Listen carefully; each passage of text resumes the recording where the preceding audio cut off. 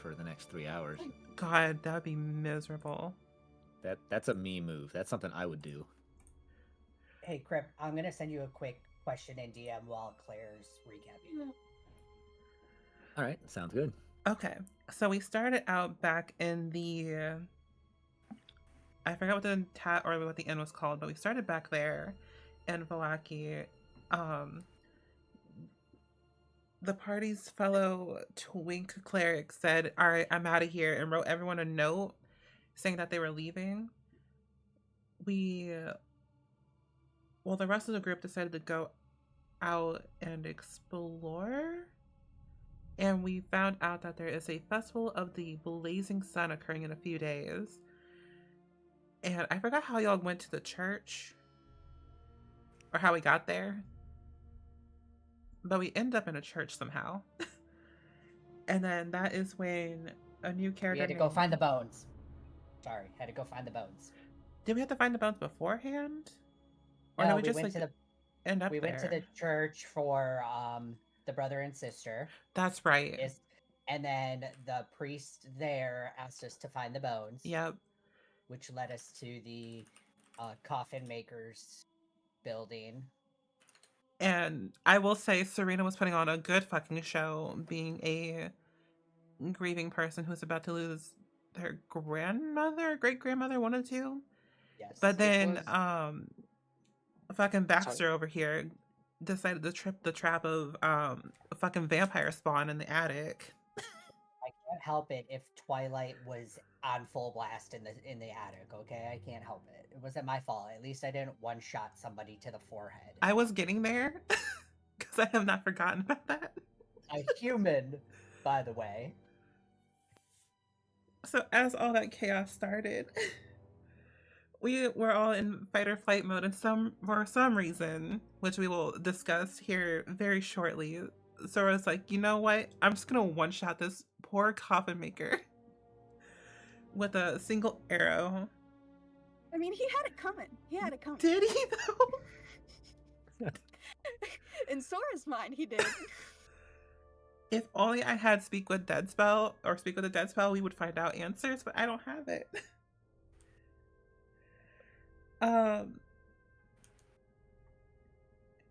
And that's basically the big part of it, besides fighting 6 vampire spawn in the attic.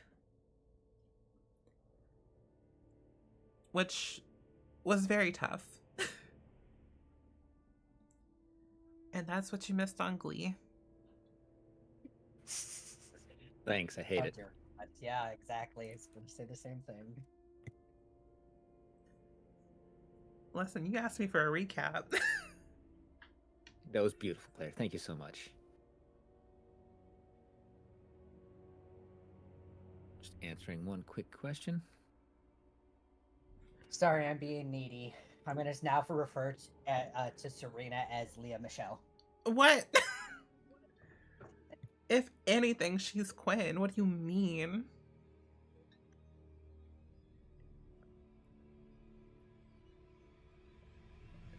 And like, Serena can read. You mean she also got pregnant in a hot tub? You know, Waterdeep is a crazy city sometimes.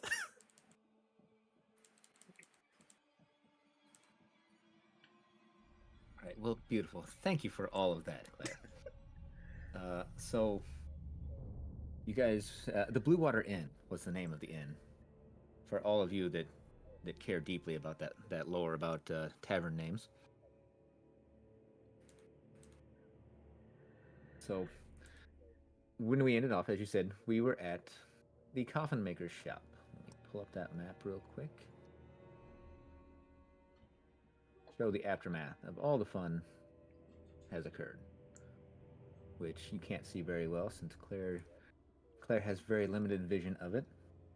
Let me see. Can I easily turn off? I think so.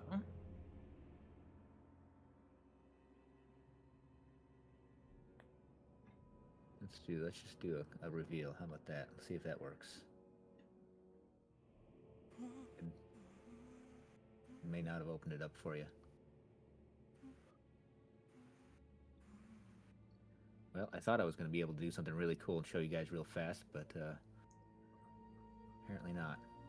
It's still doing the limited vision of what your character can see.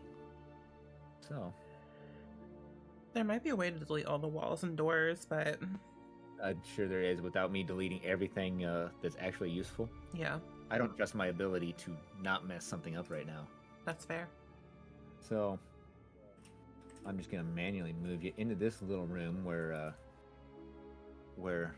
Baxter had found a little closet area that drew his interest.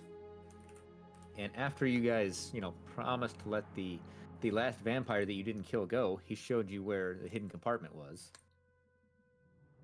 To which I think he made it 5 foot, 10 foot away before he was killed.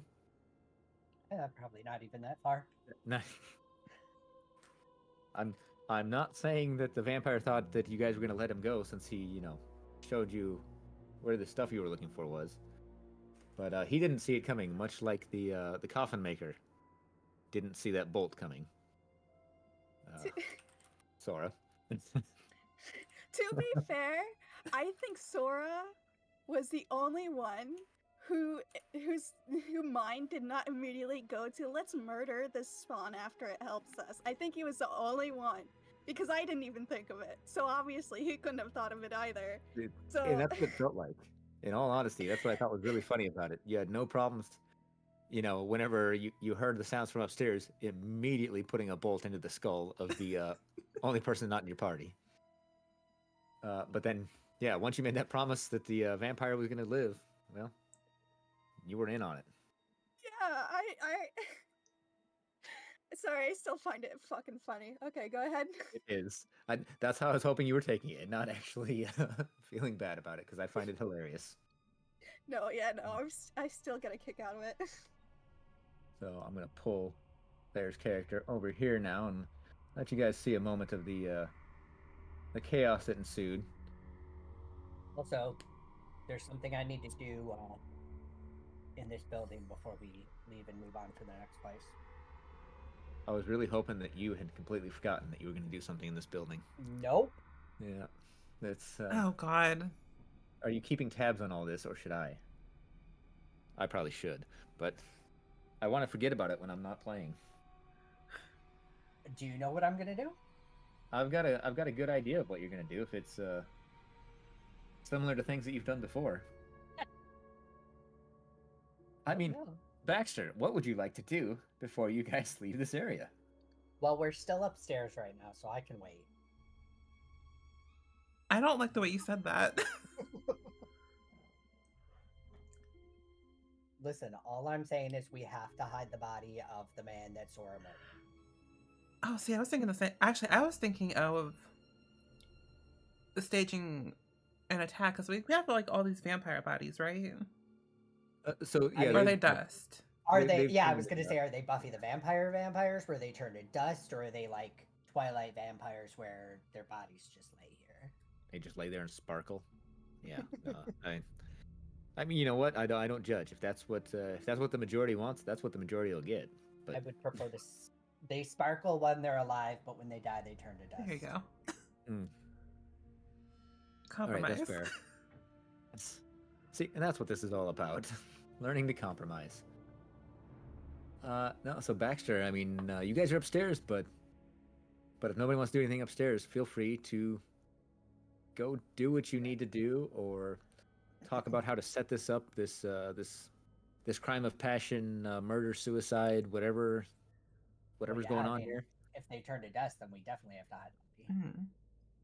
Mhm. So you just need to take that dust and just put it into some long lines right by the body there, and you just OD'd. Got it. Jesus. Last question I had. I know at the end of last session we leveled up. Mhm. Did we take no long rest? I'm assuming. Nope. Not No? yet. Okay. I just want to make sure because my hit points were still at that one mark. So I just Me that, crying yeah. in one spell slot. Okay, well then I'm going back downstairs. If you want to move my body over to the left side, because I can't. Yeah. There you go. Because now we gotta bury this guy, and I want to check his pockets. Oh my god. All right, let's What's he got on him? see what this man might have in his pockets. I even knew you were going to do that, and I still didn't even pull up to see if there was anything special in his pockets. That's how prepared I am at the moment. Of course, I don't even know that they necessarily suspect that you're going to off the coffin maker. Well, they should be prepared for anything. They really should be. So you find mostly junk in his pockets, for lack of a better word. A few maybe loose nails or things like that he might have been using to, well, he was working on some coffins, threw them in his pocket. You do find, we'll say 3 silver pieces, Baxter. Okay. That's pretty much the Can only thing of use that you find. Can I take the nails as well? You can take the nails. Okay. Okay, I'll wait till everybody else gets down here then. I will pocket that stuff for now. You said 3 silver? Yes, 3 silver. Also, is there anything up here, or is it just like wood to make coffins? Just wood, busted crates, and Alright. vampire dust. I see. will head downstairs. Perfect. Well, I'm gonna drag you out. And Myra, I think we should head downstairs now. I drug out the wrong one, didn't I? Let's. Yeah, for sure. There. Does that give you guys vision of that area at least? No. No. We're still there. Yeah, I was like, those are the other tokens. But Or you know not what we down below. could Right. do? Sorry, I'm trying to give them. Drag and drop. Oh, I got stuck in the wall. Yeah, you can't move down past the stairs. That's why I was No. like, crap. I have another. I ripped out another token, but I put it inside of a wall, so now I can't delete it. See, there you go. Thank you. Also, if you guys click your token and go into settings, you can add your name to your character token.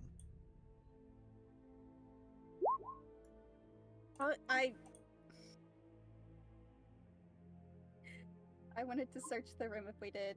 I know we got the bones from the dresser. I don't know if we searched the table or anything like Yeah, I searched it You all did? upstairs while you Okay. guys were down here with this guy. that. Okay. Yeah. Oh, And now, obviously, our other 2 players. okay. I'll just put you out there for vision. That way, you're not just staring at a black screen. As much fun as that is, you know. So, I'm afraid to ask, Baxter, is there anything else you're doing to this body? I'm waiting for everybody to help me like figure out what we're doing with it. We can't just leave it Okay. here. You're gonna Weekend at Bernie stage this thing. The what? You know, Weekend at Bernie, just drag him along with you so Yep. everybody sees him out and about. With a giant Arrow sticking out of his arrow, right? forehead?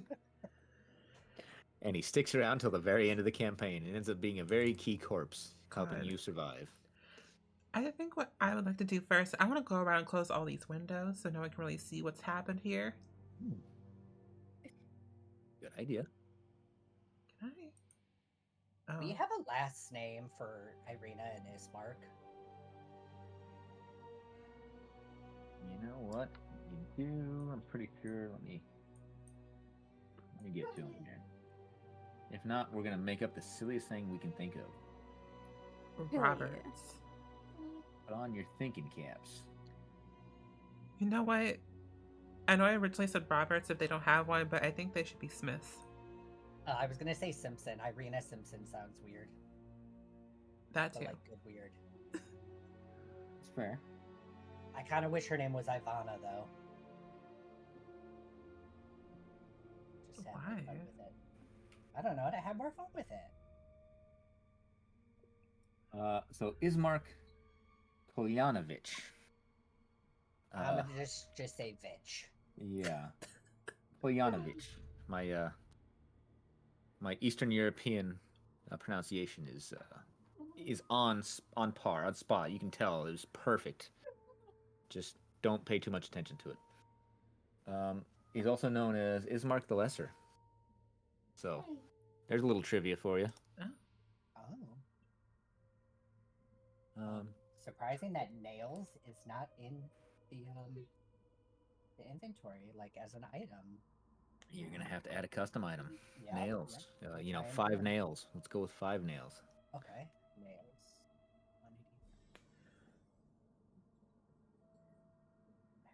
180. Let's see. Bio, did you get your question answered about where your token is before? So there's a journal in the upper right, which I forget if is it the second or third one on the player view from the left. Third. From the It is the third one from the left. Let's look mine. Okay, yeah, you can click on that and you should be able to access your character token to drag it out. You'll just click and drag on your character name. That Yeah. will drag a token out to the board. Well, we love Roll20. There are many things that are not intuitive. Claire, I don't believe you're sponsored by Roll20. If you Not are, then yet. I'm sorry for ruining this for you. But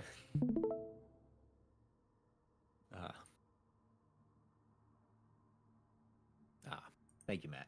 Mm-hmm. But yeah, Roll20 has lots of great features, but there's a lot that's ad hoc in and not intuitive. So especially if you guys haven't used Roll20 very often, feel free to ask. Together, we will figure out the answer. I know. Right. I think I figured it out for a while. I think I figured out how to drag it. Should I wait until my character is introduced though to drag it in? Feel free to drag them out there. That way you can see. Okay. That way you And can. also, I notice when I click on my name, it brings up like basically blank character sheet. Do I need to like figure out how to add my character sheet in, or No, that's just so we can Is have that something not to link that finished? token to.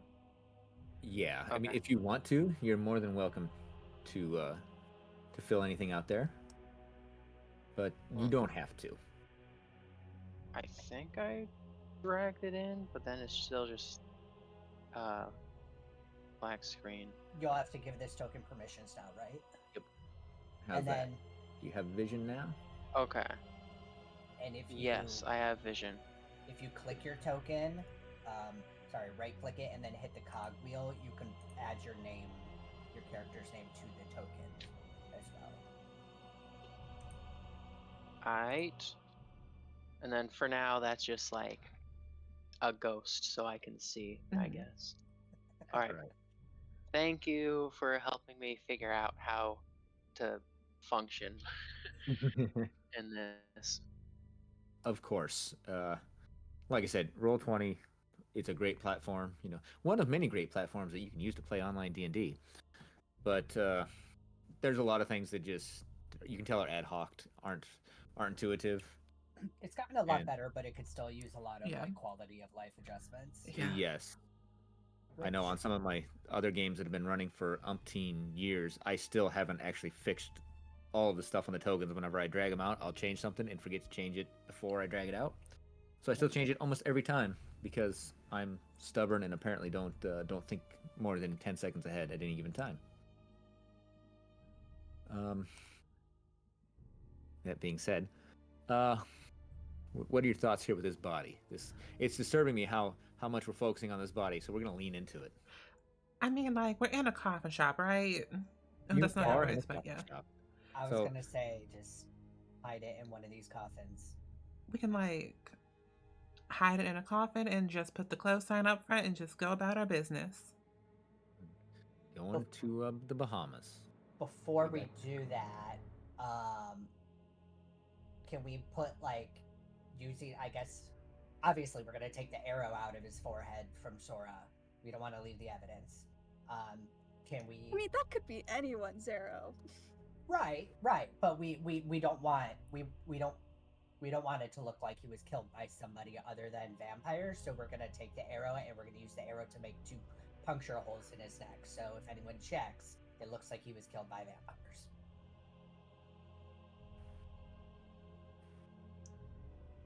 I mean, like, I suppose that could work. The silence.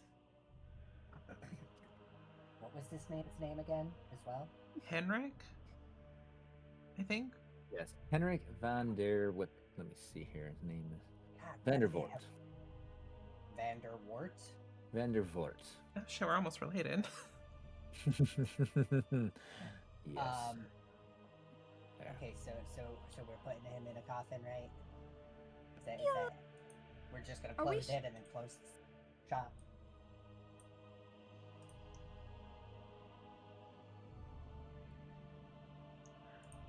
I mean, like, I don't really have any other ideas, but like, I feel like that can work. Done. Do we not think that the big hole in his head will not draw any suspicion? No, he has like 2 little holes on his neck. He'll be fine. Okay. Yeah, maybe the hole in his head Alright. was an accident while he was fighting off the vampires. Yeah. Okay. Okay, there's one last thing I want to do before we leave. Oh We're God. leaving, right? Yeah. Can I pull out my dagger and skin a piece of flesh off this man? I'd be lying if I said wasn't what I was expecting from you the entire time. Right. Yes, you can. Okay, cool. I added his piece of flesh to my inventory. Listen, the other one came in handy with the were saber tooth. This, you never know. This could come in handy for anybody at any time. So, are you planning on feeding this to the saber-tooth tiger as well? Are you Well, going no, to train this thing to start eating it Barovians? didn't want to come with us, so I mean, I had it in case that's what it wanted to eat. It didn't, but you know, you never know.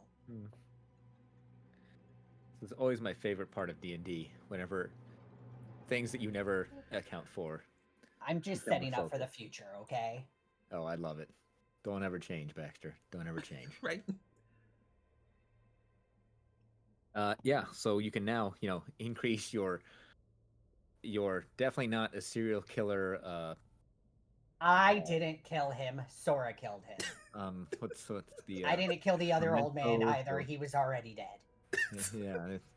I mean, to be fair, I guess both bodies you didn't kill. But yeah, you can add your keepsake your Dexter box to 2 now. Baxter, Dexter. I mean, it's I'll figure this out. I know what your inspiration is. Okay. So anything else any crazy people wants to do?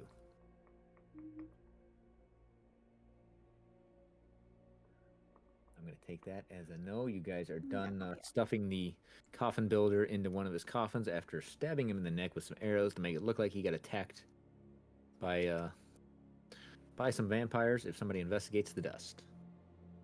About sums it up. Yeah. Yep. Sounds good. Okay. So now, party. You've got the bones of Saint and what's the word here? Let me make sure that I do Saint Andrel's bones. I'm just gonna start making up names. We're gonna go with A names. But no, you've got the bones of Saint Andrel that the man at the church asked you to return because it was what was protecting the church. So, in true fashion, what would you guys like to do now? Say you're going back to the church, I'll be amazed. I think we should wait because I did tell that man that I would not out him for having information, but if we immediately return with the bones after I spoke to him, it would just look very suspicious. Fair. We could always go back to the inn and get a drink. We could out of character, did we go to the vineyard yet? Am I forgetting that? Not yet. I don't think we did. Okay. No, it was outside of town. Yes. We could go to the vineyard and solve that little problem for the innkeeper for free rooms. I would say before we do that, I could really use a rest. I don't know why those little vampire fuckers were so strong that I used everything I had to fight them off. What's the time of day? Probably early as hell. You weren't out that long. It's gloomy as hell. Well, we can say that you guys well, maybe not inexperienced at staging murder scenes, it took you guys a little while to get it exactly the way you wanted. You guys are perfectionists when it comes to staging murder scenes, so we'll say that it's getting a little long in the day. So I say we getting go close back to the launch. go back to the inn, have a drink, have some lunch, take a nap, and then we can go back to go back to church. That could work. Or we could go back to church in the morning since we do have to head back that way to go to the vineyard Mhm. anyways. Alrighty then. Let us go. All right.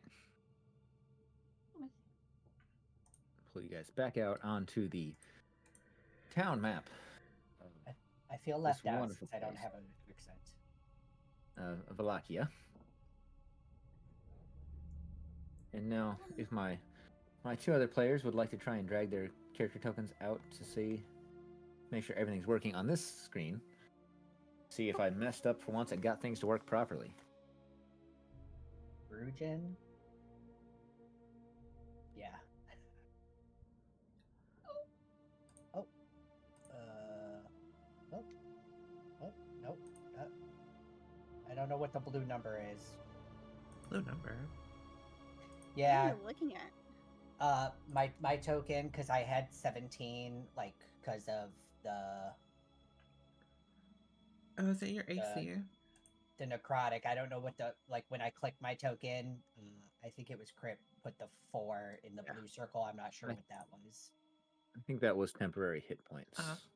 No, I was doing that in the red, which are all You're doing gone. it I in think red? that's just to let. I don't know. I'll leave it. It's going to get cleared away here shortly, and then we'll remember what it was, and we won't remember what the number is. It'll be something very vital to the safety of the entire party, but that doesn't sound like a me problem. I mean, you guys will be fine. Yeah, I'll be fine. All right. Out of those in the party right now, who has a passive perception of 14 or higher? Ooh. Not me. I feel like Sriracha might. I have a passive perception of 13. Ooh, I You have get it. 14. there you go. Say, Baxter, you get the feeling that something's not right. You almost feel like someone's watching it, but you can't quite pinpoint it. Now, Sora, and then there. Let me pull up. Yeah, looks like Lyra's also got 14. So, Sora and Lyra, you guys maybe even give each other a little look to confirm. You guys both notice an individual that you've seen them a couple times in town. They always seem to be, a good 25, maybe 30 foot away from you at any given time. And they're full on, every time you look over, they look away. This person's not doing a very good job of not making it look like they're watching you every chance they get.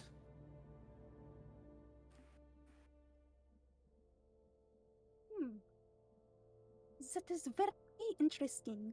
Do you notice that too, Lyra? Pardon? That person that has always stalking us. Do you see them? Yeah, I do, but I don't know who they might be. Should we do something about it to inform the others? Did I take a deeper look and see who it is with a perception check? All right, so you're going to take a closer look at them. And I, because I got the sense of being watched, do I catch the look between these two? Yeah, you probably look to your party members to see what's going on. Okay. Maybe Baxter just wasn't tall enough to see over. Motherfucker, now we gotta be take cracks at my height. Yeah. Listen, I could be as tall as I want to be because I can fly, okay? I'll fly over everybody's head, then I'm technically taller. I mean, I can't argue that. No Wait. lies detected. Wait till I hit level 5 sorcerer and I can one up you on that one. For a minute. Ah, Okay, we'll continue to one up. I'll get you back.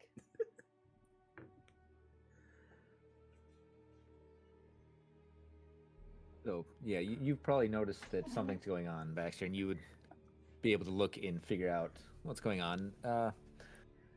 So anything you guys would like to do? We can go check on see what this person. I don't know, maybe, or they could be dangerous. I don't know. Oh yeah, so, And yeah. could I ask a question, knowing that this is now knowing that this is going on and there's somebody following us? Can I ask what location they're coming from, or like in regards to us? Because we're still down here by the coffin place, right? Yes, you're down by the coffin place. Okay, So just wondering where they are located. they're essentially on the north side of the street. You guys, like I said, are down this way. They're essentially everywhere you see them. They're kind of like north of you as you were traveling. And Lyra, I see that you did quite the perception roll. So yeah, you see this person. Like I said, every time you guys have moved, you see that they basically move along with you, and then suddenly something in the street, something on the side of this house, this patch of dirt on the side of this building is really interesting to them. You do realize that this is a person that has kind of been everywhere you guys have been in town, save for maybe when you first came in. You notice you remember seeing them kind of every which way. When you walked out of the inn in the morning, they were there. When you were heading to the church, they were somewhere in your peripheral. They're like a cheap extra in a college film that's always there. They can't afford to hire anybody else to be an extra. Okay, so they've been watching us and following us this whole time. Have any of us interacted with this person at all? This person does not look like anyone that you've interacted with in this town as of yet.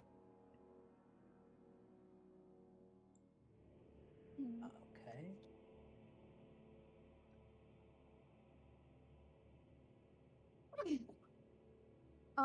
Did we perceive if they're dangerous or not? Or if they have ill intentions? They don't seem to be carrying any obvious weapons. They don't seem to be squaring up for any sort of confrontation with you. Okay, But okay. as I said, they are kind of keeping a watchful eye on you, and every time you turn to look at them or in their direction, they turn their head quickly. They give that cartoonic whistle that is the universal "I'm not doing anything shady" whistle. How far away are they? About 25 foot away from you. Can I use my telepathy just again to see what's on the surface in their mind? Not detect thoughts, not dive deep, but just like what's currently floating around on top. Yeah, I'll allow it. So, the surface emotions that you managed to skim off of them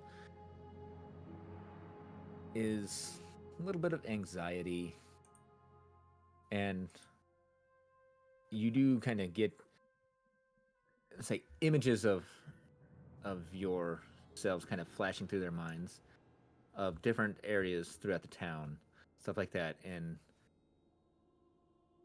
you get kind of an urgency to their thoughts in their mind. You feel this urgency of you get the idea that somebody has not really pressured them, but kind of put them to task of watching you. Interesting. Yeah, I definitely.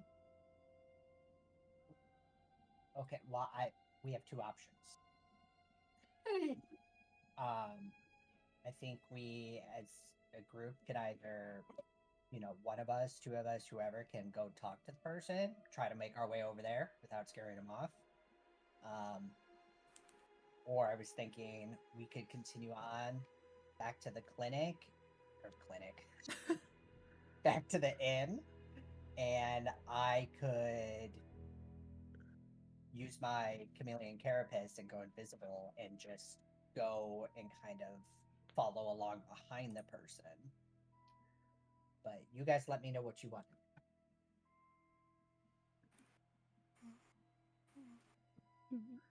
I mean, like, we can always Well, do both. Yeah. I just don't know if five of us walking up to him was gonna scare him off.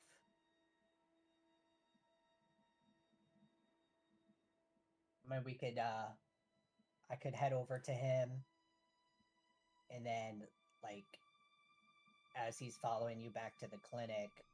God, why do I keep saying clinic? Back to the inn. We could like come at him from both sides. So Baxter, are you waiting on some lab results, or is it from all that that dead skin you've been cutting off the body? I don't know why I'm saying clinic because I'm literally just staring at my token on the map that says Baxter, and there's not even a letter in here that goes in clinic. And I'm like, I don't know why I'm saying clinic. I've been there. I know how that goes. Just got to give you a little funning with you is all. Only clinic I need to go to is a mental health clinic. Jeez. I'll go there with you. Maybe we can get a group discount. Now, if I wasn't hurting so badly, I would say we can just go approach this individual, but I'm not doing so hot right now, so I would think maybe we can like lure them into the inn. And then maybe if they like try to jump us, I'll be like a little bit better.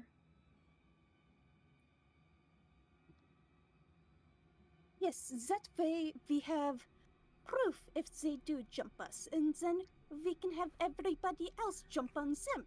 Problem solved. There we go.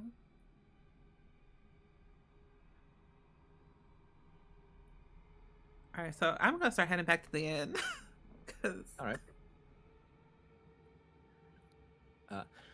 Yeah. So if everybody's in tow with you there, you see this person again. They're doing their best to not look like they're not following you. If you did 4 left turns, they'd probably follow right along though. You make your way to the front of the inn, and there's still this individual kind of moseying along, minding their own business.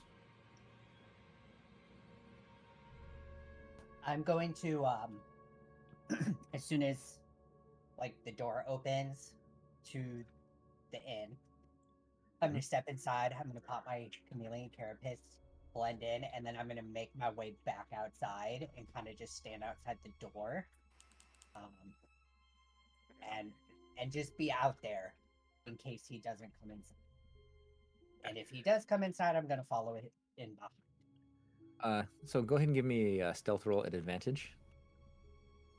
Oh my god, I'm out of breath. Sorry, I just had to chase my puppy to get something out of her mouth. I know how that goes. Advantage. Stealth?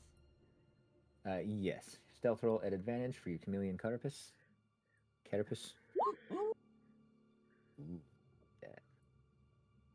Beautiful. So 16. This person doesn't seem to be going into the inn, but once you guys have stepped in and kind of out of his line of sight, you see that he's definitely looking towards the inn, trying to ascertain, make sure that you guys are all inside. Baxter, you would definitely be able to sneak out a window or something of the like and make your way out there to them. Okay, cool. All right, switch over to. Oh. I'm gonna make it go dark for all of you for a second. Those of you that aren't. Just. And They're going into the inn, right? yes, Yep. going into the inn. Okay. Let's see. So, What? if my other two wonderful new players would like to drag their tokens out. Hello. Boop.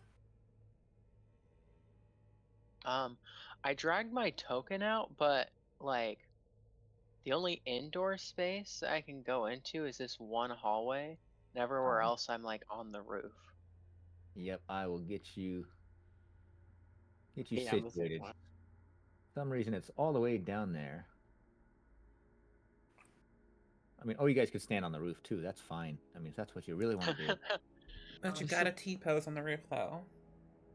Oh, it's on the roof. Most definitely. Gotta assert dominance over Barovia like that. Yeah, you know. You know what? That's how we defeat Strahd. We just stand on his roof and T-pose. And you, I thought you were gonna say stand on this roof and teabag. I was just like, oh, okay. well, I mean, I'm not gonna judge. D&D lets you live out your weird fantasies.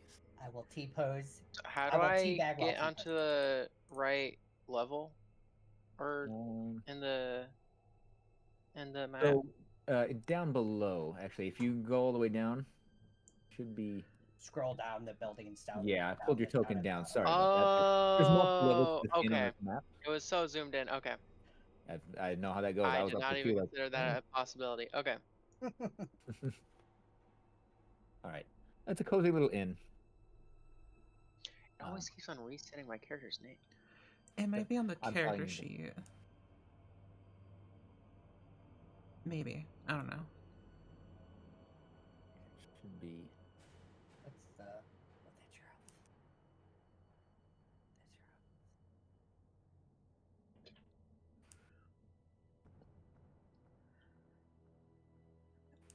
Just so we're not sitting in silence, since this, is this the first time Serena's been in here? Because I think so. Yes. Yes, I do believe Okay. it is. Yes.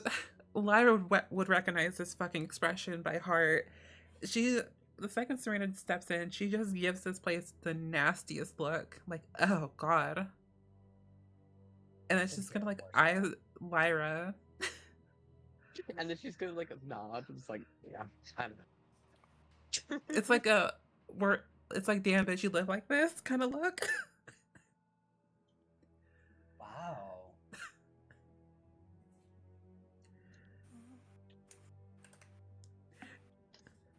Is I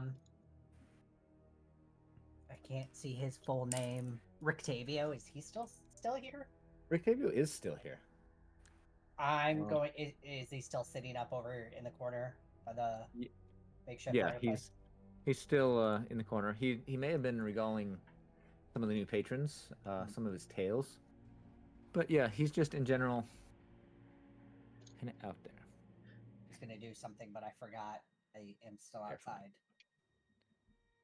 And I want to make sure. Do I need to change the name to Lendra Hexsteel? I'm gonna try and change. I think I changed it on my token. It's just I've needed to change it on my token each time I've dragged it in.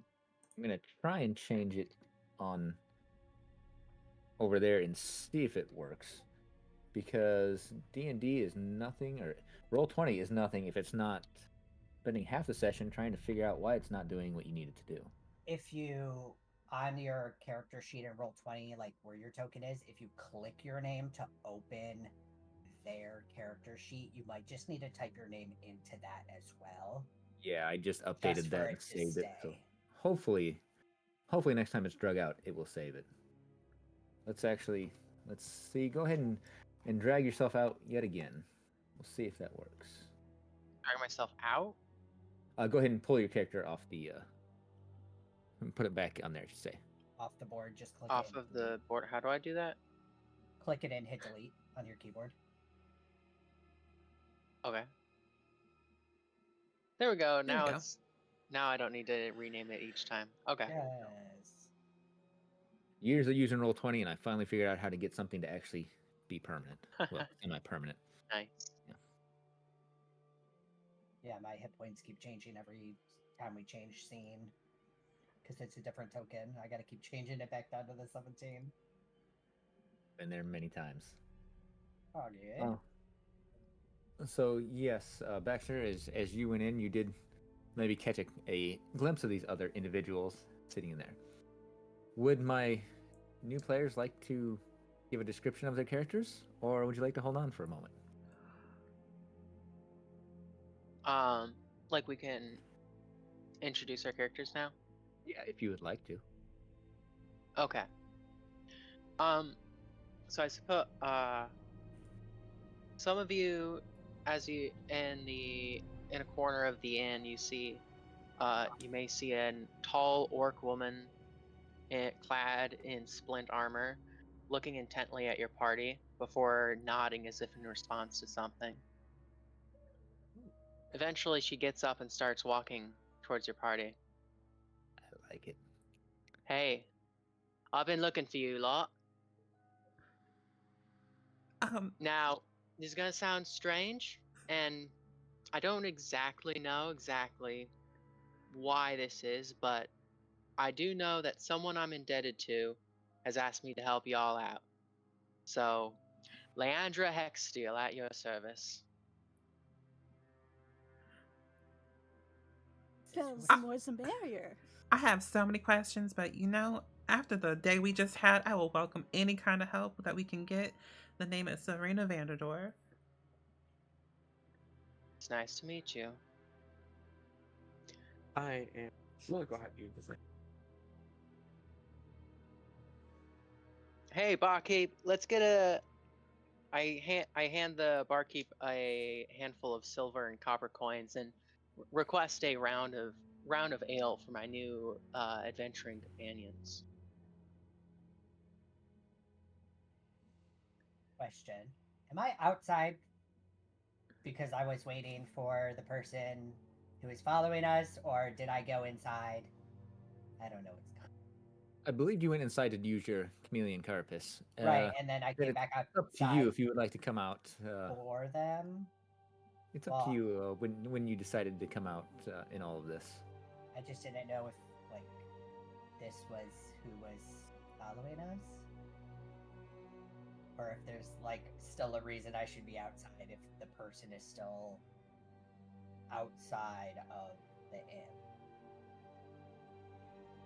Is the person who was following us still outside of the inn? Yes, they are still outside of the inn. Okay. Well, then I'm going to change what I'm going to do. What I'm going to do is I'm going to come in and I'm going to sit with Rictavio, and I'm going to keep an eye out the window. Okay. Instead of being outside and using my chameleon character. Perfect. Now, I know I'm going to butcher your name constantly. Saurosi? Or however I'm supposed to say it. It's Sirsha. Sirsha. There we go. See, I was completely wrong on every syllable. Well, I have a pronunciation guide in my thread. Perfect. I'm still going to mispronounce it every time. And it's not intentional. There we go. Beautiful. Thank you. Ah, yes. Introduction. So yes, if you would like to. I survey the bar, or tavern, whatever this place is. And I order one light drink. What is the lightest you have? They've got, a light little wine that they say it's light. It's definitely not watered down wine or anything like that to make it go longer. How much would a pint cost? It is. I'm wanting to say it was 3. Let's see here. It is 3 copper pieces for their cheapest, most robust, non-watered down wine. I'll take it. Mind you, I only have gold pieces, so feel free to keep the change. Gives you a big smile. Oh, thank you. I greatly appreciate that. Quickly gives you a large flagon, a large cup full of wine. If there's anything else you need, please, by all means, just get my attention. Right. Gives you a I'm smile. gonna mark off the 1 GP. Perfect. I then decide to leave the table and... How would I describe this? I tread softly to the new party that seems to have materialized out of nowhere. Yes, y'all. Let me just,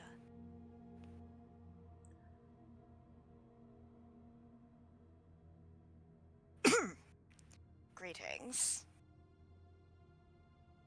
This might sound inane to anybody not practiced in the arcane tradition, but I have been passed a portent, and the portent directed me here to you.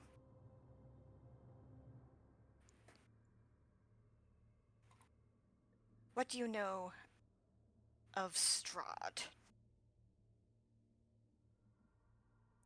Well, we know he exists. That is something we know. So, when you mention the name Strahd, the few other patrons in this tavern, like, they look to you for a moment. Rick Tavio, this entertainer to frequency, and he kind of stops mid mid drink and kind of looks over, and then quickly regains his composure. Uh-oh. The innkeep, she stops for a moment and says almost a little something under her breath, but then continues on.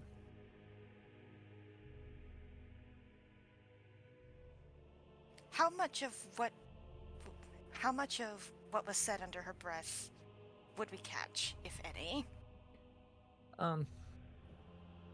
You might have cut a little bit of it, and it sounded almost like a mix between a curse at Strahd and asking for blessing to what you can assume is probably some deity, not one that springs to mind.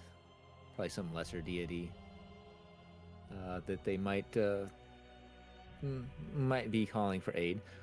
Although all of you, especially those of you that have been in the land of Barovia for any amount of time, feel that there's probably not much divine intervention that occurs out here. But I must introduce myself. I am Saoirse Tetheri of Moonsal Coven.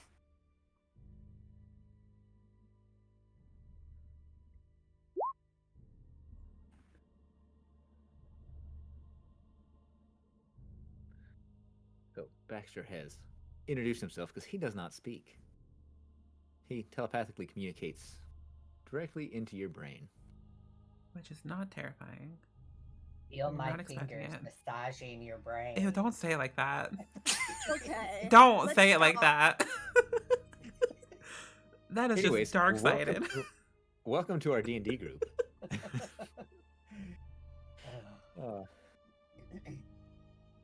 Terrifying. Intriguing. I've not met a telepath yet. You would be the first. Charmed.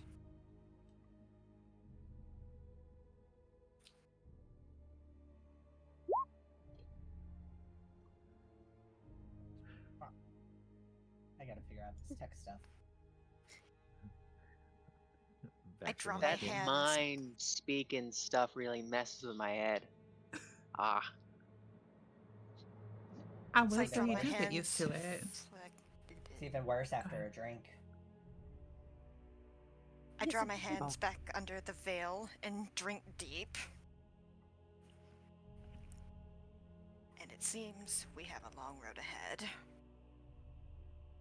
Yes, indeed. I believe I have not introduced myself to the both of you. I am Sora, and this little dragon here is my drake companion Fafnir. And then Fafnir will pop up from basically from the back of Sora's clothes, and then just hop to both of them to greet them, like a cute little head nod, and sitting on their shoulders for a moment until they go to the next one to say hello as well. What a charming Oh, little ain't that thing. just a cute little beast? Yeah, Fafnir, you's a good lad. I pet the dragon. I pet Fafnir. Fafnir will squeak with joy and then lean into the pets and just stay until you stop petting him.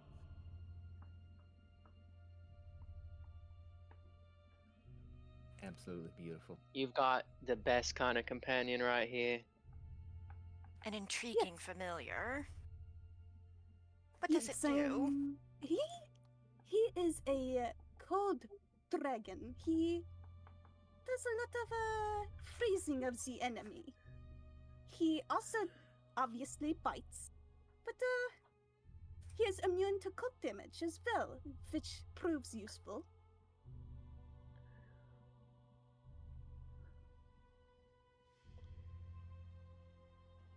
And he can So you're also saying sort of Fafnir's. So you're saying Fafnir is adorable and he can fight. yes, I'm liking yes, this guy more and more. yes. Not to mention he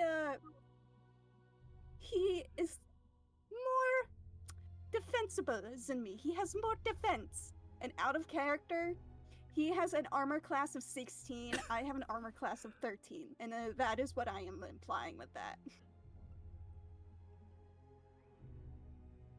And Fafnir is, despite his small stature, rather strong. Yeah. Small, but no less mighty for it.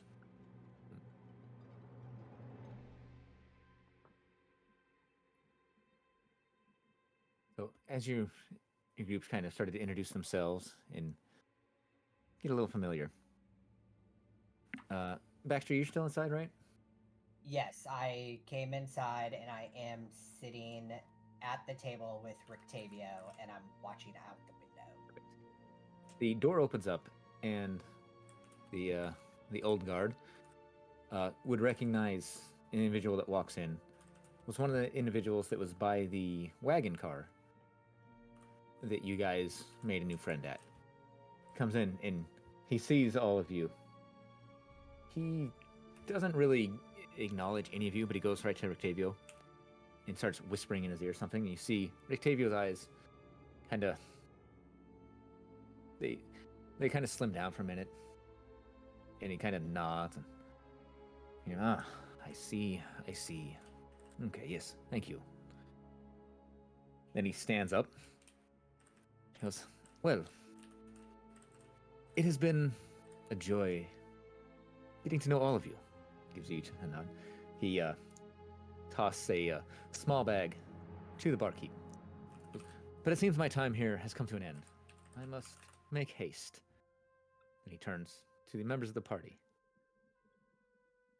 Says, far be it for me to impose upon you, but might I be able to invite in your services for one quick little adventure? He looks down at each of you. He's like, as he pulls out a bag, you can hear some coins in it as he sets it down on the table.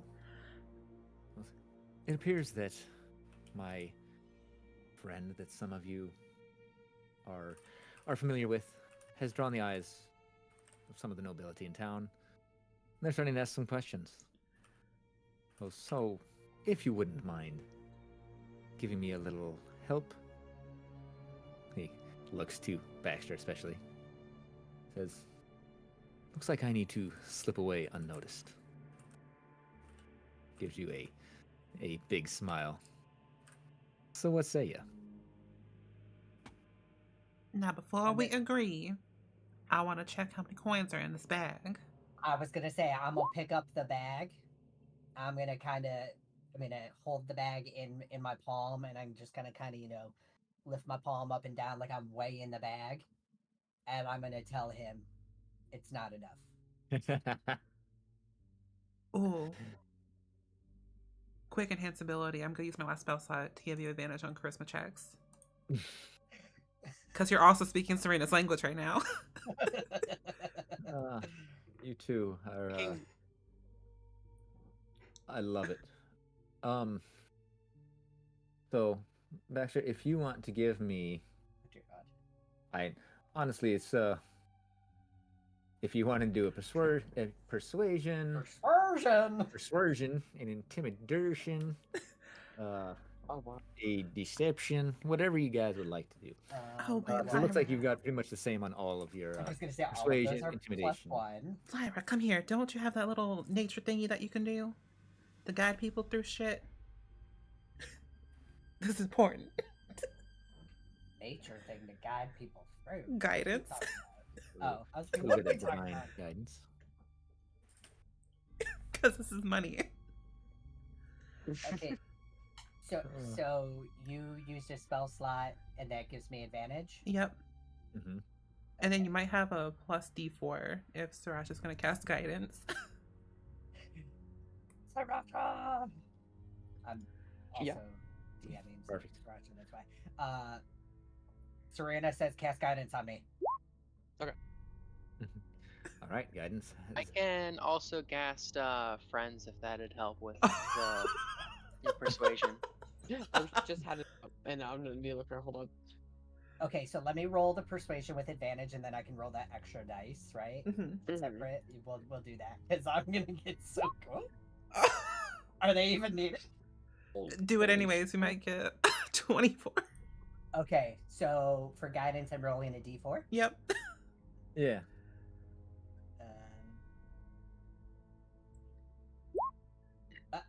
Okay. So, a 23. Poor Octavio. You're, hopefully you guys leave him enough clothing and stuff to actually get out without indecent exposure. He looks at you, gives a smile. Ah, you are a shrewd one, my friend. As he reaches in, pulls out another bag of equal size. Goes, but really, that is all that I can spare for the moment. If you would please, I would obviously be in your debt. It's not in my best interest to be caught out by the likes of this town. So, if you wouldn't mind running a little interference for me on these guards, I would greatly appreciate it, my friends. And at that time, you do hear a little bit of a commotion outside. You hear some talking of, oh, they said he was in here. You, go around the back. You, go this way. As you hear them stomping up to the door. I feel like Okay. I should not have used that spell slot. No, we're good. We're good. Question, because I'm dumb and confused. So he wants us to distract the guards so Mhm. he can get away because Yes. his where saber tooth is His saber-toothed tiger, yes. Not- is it yeah, it is catching some unwanted attention, correct? Yes. Okay. And I love eventually that it is going to turn into a were saber-tooth. Just because you're going to say it Perfect. enough that it's going to be ingrained in my mind. I So mean, love it. we're currently in the clinic, are we not? You are in the Um, clinic. This is apparently turned into like a cyberpunk game or something. I don't know. God. So, did he give us another bag of gold or coin? What do we Mhm. got? He did. He Okay, gave well, you, each bag contains 30 gold coins. So 60. Okay.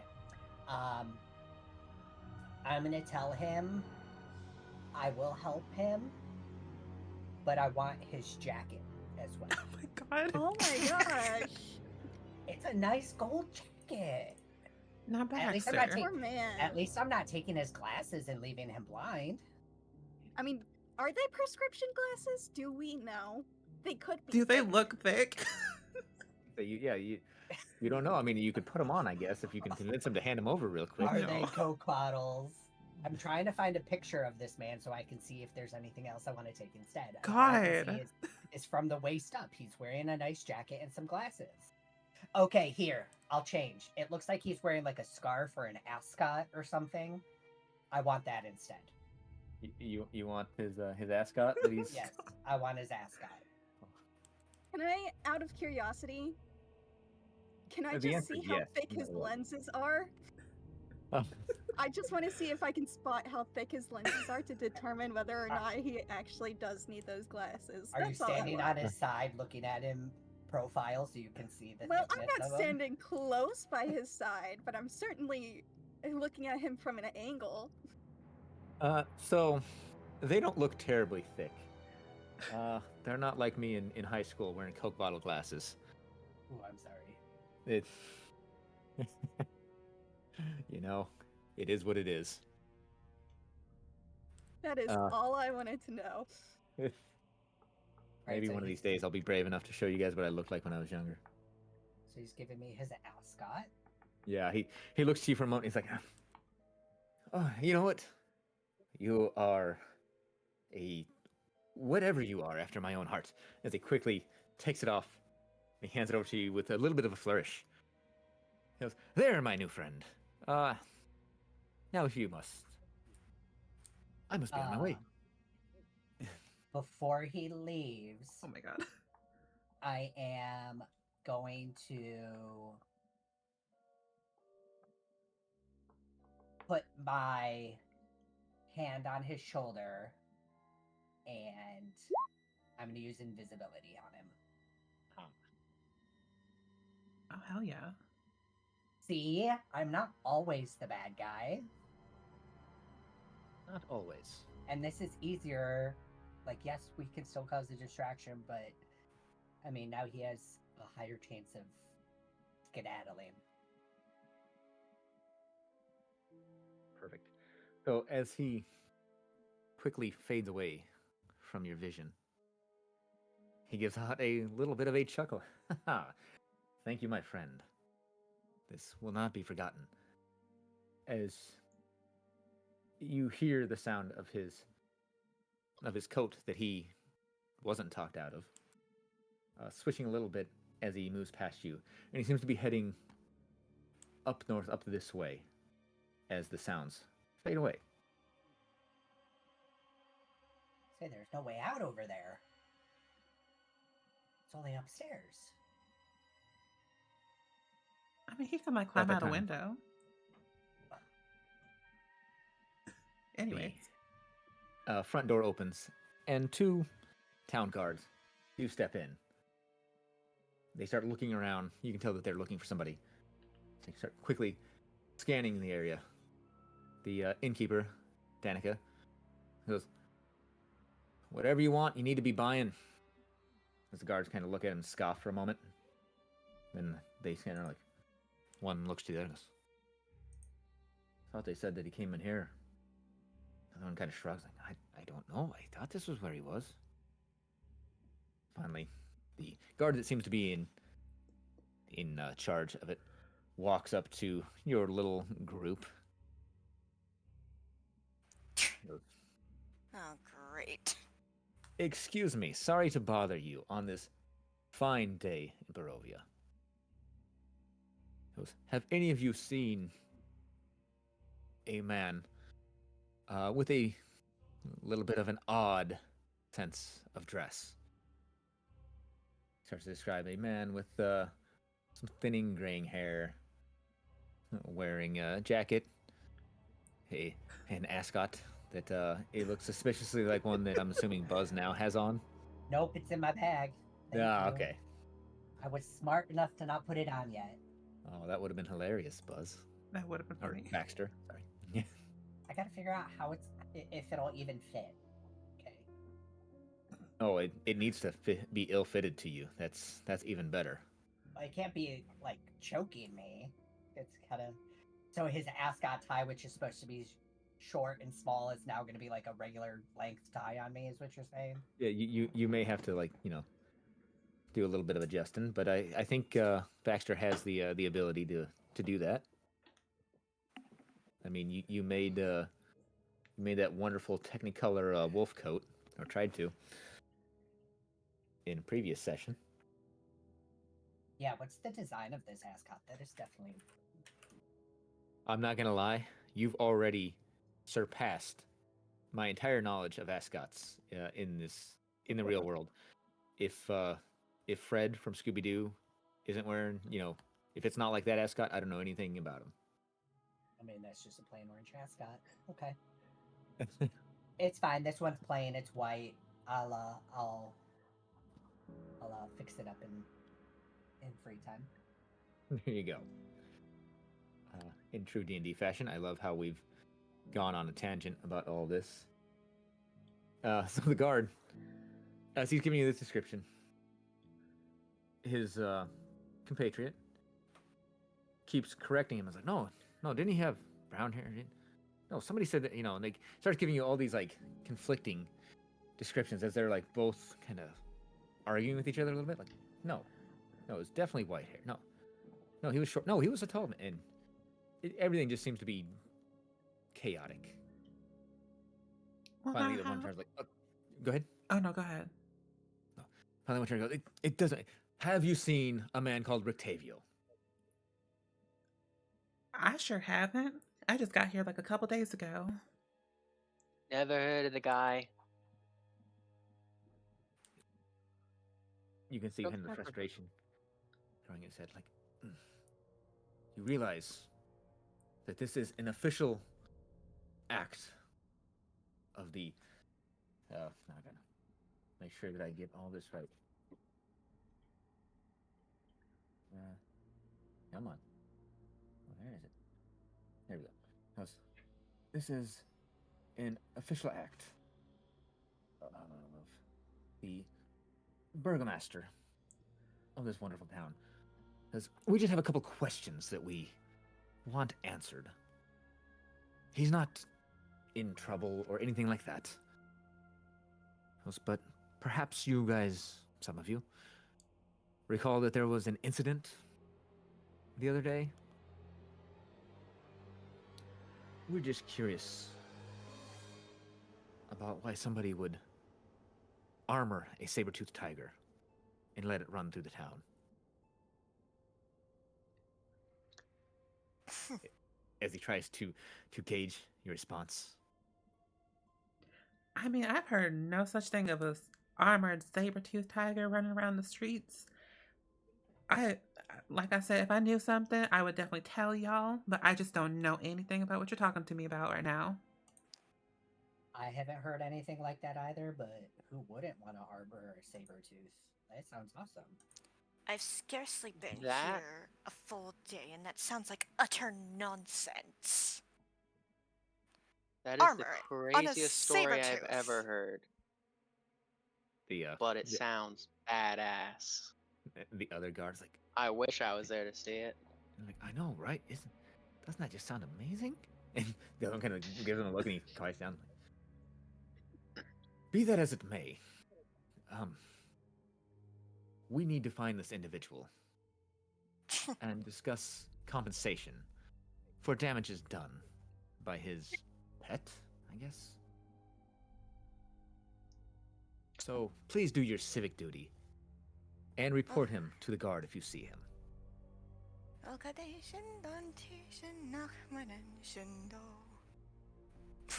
As if. What they meant to say was, if we see him, we will definitely tell you about it. Over to you. Thank you. That's all that we ask. Turns. Come along. He couldn't have gotten far. Let's be on our way. And you hear him kind of muttering under his breath. Nothing specific about anybody. He just seemed to be a little bit worked up.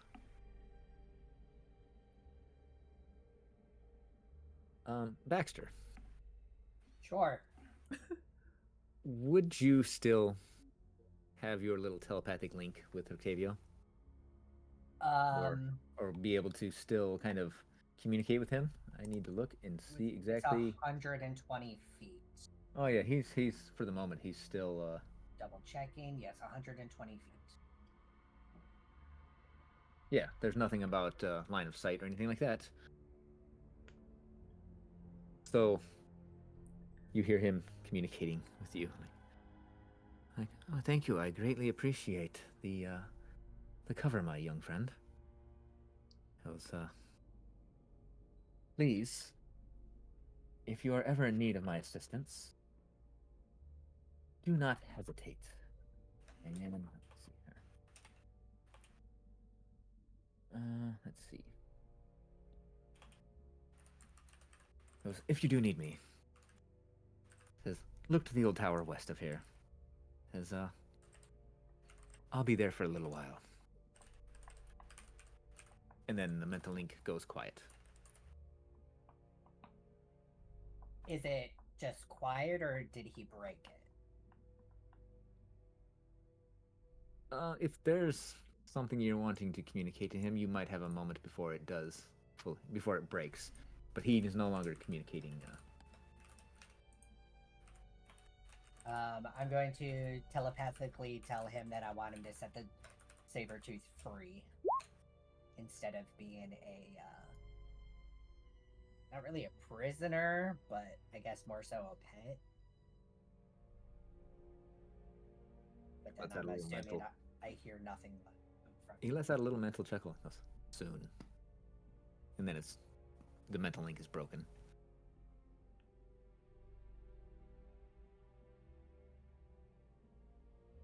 And the innkeeper kind of shakes her head as the doors close finally when the guards leave. Lets out a little bit of a sigh. Comes around, she's like, sorry about that. Are you guys alright? I don't know what sort of drinks they've been imbibing, but clearly they need to share their stash. They're idiots. Pay them no mind.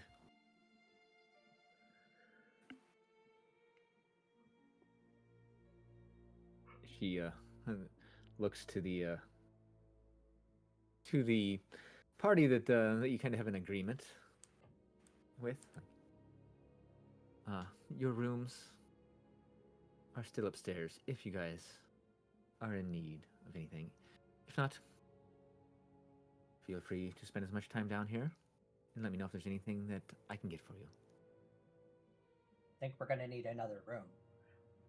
Yeah, do not have a room here. Well, at least not yet. Well, if you take Tyrell's spot, then we just need another room for Leandra, and I'm gonna butcher the name. I'm so sorry. We got a pronunciation guide. Yeah, we do. Where? in Wait, the in the let's see character if- thread. Tyrell and Calidor were sharing the same room. So Yeah. Sora will suggest, well, since before Calidor left and they were sharing a room with someone else. Maybe the three of you could share the extra room? That it. I thought you and Calidor were sharing, and then I was just chilling in there since I'm so small, and Lyra and Tyrell were sharing. Oh, fuck. You know what? Yes, we will need another room. We need another Yes, room. please. We haven't one bed. We need two more. He looks around, she's Where- like, we can make that happen.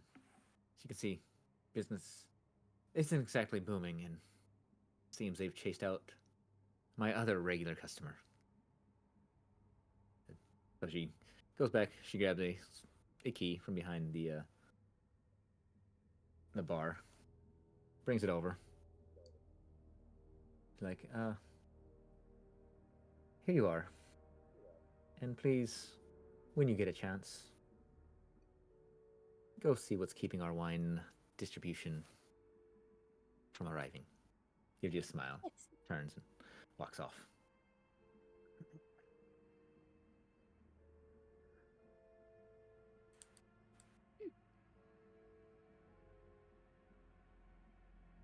Right, so should we call it? Should we take a rest? Yes, I would very much like one. I don't have I was anything. like, I've got nothing. I I'm got just nothing but like, cantrips. You're a meat shield at this point. Not even Um, that. Oh, cantrips are wonderful. Come on. I mean, did you see the one I picked up? And if I Actually, roll an no. 8 on that damage die, it explodes. That does not surprise me at all. All right, so we're gonna take a long rest. Yes. Go to the next day. Before I guess so. before we long rest, Serena would like to go down to the stable and pick up her things from her horse Elegance. Oh, speaking of, what's going on with Fred? I'm assuming Fred is in a stable and our cart is with him somewhere. Where's our little kid? Reese? Oh, We should probably yeah. explain that. No. Lucian. Lucian was the name. Yeah. Yeah, where's Lucian? So he was at the church with the siblings that stayed there. Friend actually stabled pretty much right here at the inn. As well as Elegance. words are escaping me. As well as Serena's horse, Alex. which I should remember the name of since you just said it. Elegance and Fred are here. Elegance. Lucian Okay, so my stuff's is here. with Irina at the church. Okay, cool. So I'm assuming he's just gonna spend the night at the church with them. Yes, the church, which they claim is the safest location. I don't like the way you said that. Not until they get the bones back, it ain't. Oh, I should probably drop this off. I forgot about those bones. Y'all I mean, wanted to wait. I forgot we guys- had them. Do your thing. I think it will be okay if it waits Yeah. till the morning. Yeah. Hopefully- I, out of character, forgot that we had those bones still. That's what we were just talking about. You were like, that one guy, I told him I wouldn't be back so soon. Yeah, but that was like an hour ago. Almost two. Well, I think they'll be fine. Hopefully, Yeah. horde of vampires doesn't attack the church in the middle of the night or anything. Hopefully. Why would you put that out there? No. How did you know? It's amazing. It's like you're looking at my notes. So yeah, if you guys would like to turn in for the night and take a long rest, you certainly can. I would. Yeah, I'm good with that. Yeah, I agree. So I'm gonna pull your character tokens just to show you. So to get to your guys' rooms, you actually do go outside to the stairwell over here. I'm gonna grab everybody's token and throw it over there so you can see for a moment. Ismark is not here anymore.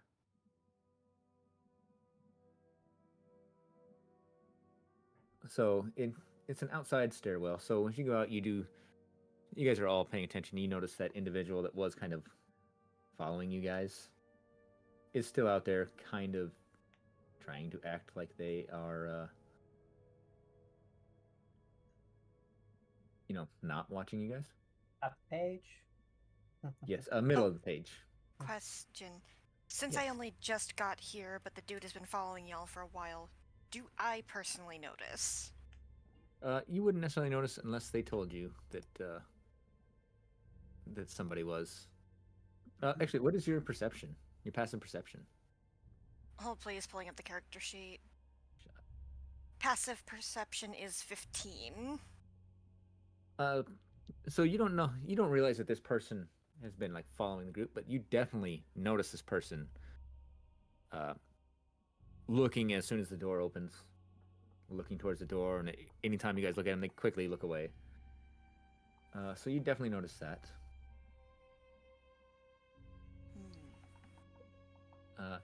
Leandra, not so much. You didn't quite catch any of this happening at the moment. Nope.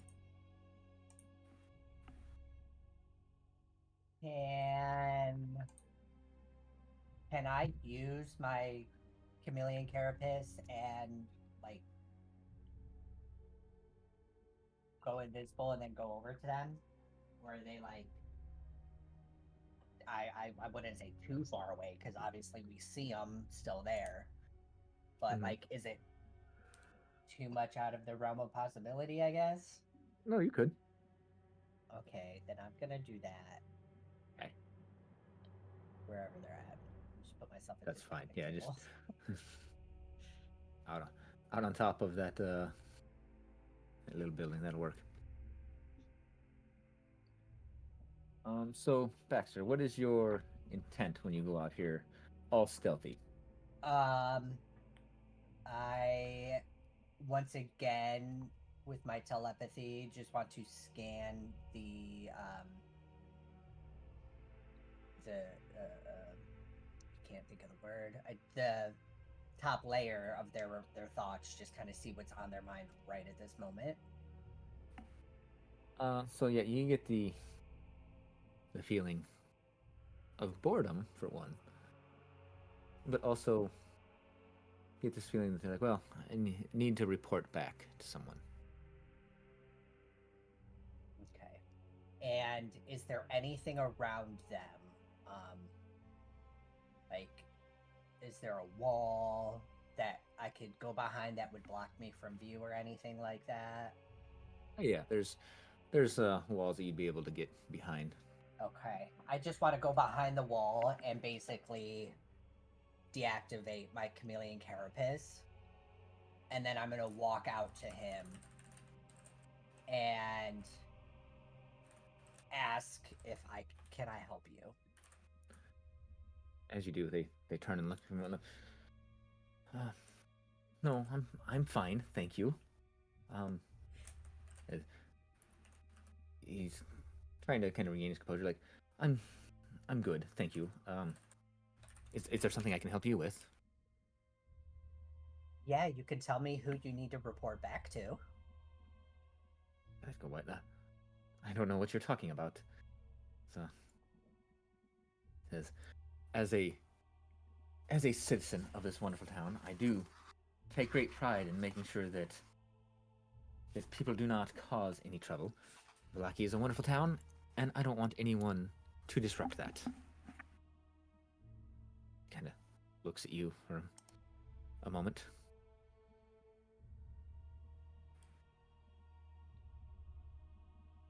Then explain to me why you've been following us. Well, outsiders are always a little chancy when they come into Vallakia. So I just wanted to make sure that you weren't going to cause any trouble. I don't know if you heard, but there was a saber-toothed tiger. They said 12 foot long, covered in armor with spikes all over it, roaming the town. This sort of thing didn't used to happen in Vallakia. Well, some guards came in and talked to us about that. Said he was set loose by one of your people, somebody from here. Seems like you should be keeping an eye on them instead of us. Just kind of looks around for a moment. You see his eyes kind of dart around. Ah, well, yes. Well then, I guess I will go keep an eye on that. Good day to you, whatever you are. See, turns away and you see him kind of like looking over his shoulder a little bit, trying to watch you as he's walking away, trying to see if you're following him or anything of the like. Was there anything new on the On the brain scan? Yeah. Not on my brain scan. I didn't realize we were handing out free MRIs. Yeah. Oh yeah, that's such a normal part of D&D. D&D and MRIs, just hand in hand. No, you just get like a sense of urgency of needing to go away. You don't get any sense of where he's going or anything like that. Just okay, need to go away for a while. Is he heading towards the inn, away from the inn? Which general direction? So he is heading kind of northward away from the inn. Okay. I'm just gonna make a really good mental picture, mental image of this person and what they look like, so that when we see him again, I definitely won't miss him. And then I'm gonna head back to the inn. All right.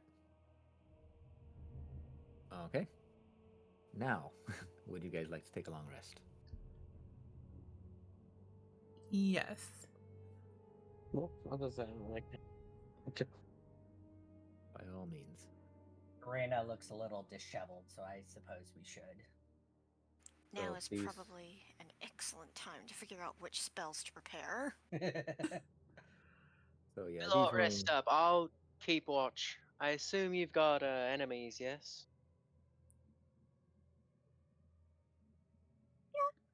I was to say, I don't know. I Do would we? say so. Strahd is an enemy, yes? And not to I'll keep mention watch. we Make just sure like nothing happens at the night. Oh, whoopsies. yes. Thank you. Wait, why does that have a spell DC? I think it just does It's that by. mending. I think it just does that with all spells that aren't spell attacks. It's weird. You know, because when you're mending something, it's going to make a resistance roll. It's going to try and save against it. Yeah, I think it does. So, some of the spells in this are really interesting the way they're entered in. So are you mending something? No, that was just me trying to figure out how Okay. to tick the right boxes and all that. No, you're fine. I just wanted to make sure that I wasn't skipping over something that you were planning to do. So, is there anything anybody would like to do tonight? While you're I have relaxing. one little thing I want to do. And as I'm it's like more towards the end of the night, so if someone wants to go before me, that's totally fine. Is there anything anybody else would like to do then? Alright, so No. Nothing. Like I said, a I'm lot of keeping watch. I'm gonna like kind of stand out like by the like stairs, the outdoor stairs, and just kind of keep watch. Make sure that like nothing ends up sneaking up on us. so I can prepare up to 8 spells. I technically am a sleepless creature. I do not require sleep, and I remain conscious during a long rest. I just have to refrain from strenuous activity in order to gain the benefits of the rest. So I am going to also stay outside. I'm going to stay out with Leandra, but I'm kind of going to just sit on the ground, cross my legs, and go into like a meditative state All right. as my long rest. And then Serena, I do want to do something, but it'll be 7. like at the very end, so you're good. Okay. All right. Anything else from anyone else? Oh, roll 20 is hella laggy for me. I love that for me. Oh, that's right. wonderful. I believe I do have a certain feature with regards to long rests. Let me open the book up again. And all we have to do in D&D Beyond is hit long rest, and it like will reset everything, right? Yes, it should reset anything that All my that a stuff. long rest will reset. I'll have to reset my HP on my token myself. Okay. Yes. That's fine. Just wanted to double check everything.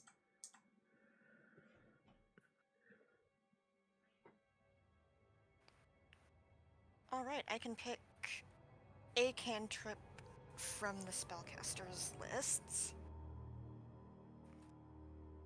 That's all of the casters, right? You can long rest with the D&D.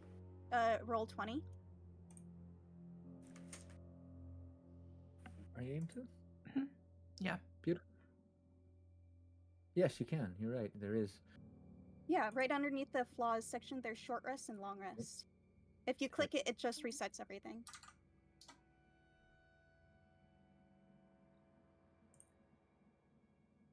All right. Oh, I'm just... So to my two that are kind of out keeping watch, go ahead and give me perception rolls. Okay. Should I roll with like D&D Beyond, or is just using However actual you would- dice fine? Whatever works. Honestly, if you even want to use physical dice, I trust you. So anything that you would like to roll on, feel free to. Also, there is a I don't know what the name of it, but it's called Beyond 20. If you Google that, it's a little like Browser widget that extension? installs. An extension. Yeah. Yeah, there you go. It'll extend and Oh. add on to D&D Beyond, so when you roll on there, it shows on Roll20. Sorry. Sorry, you said Uh, perception check? Yes, please. Let me Yes. make sure. I rolled a 16. Beautiful. And I got a 20. And 20.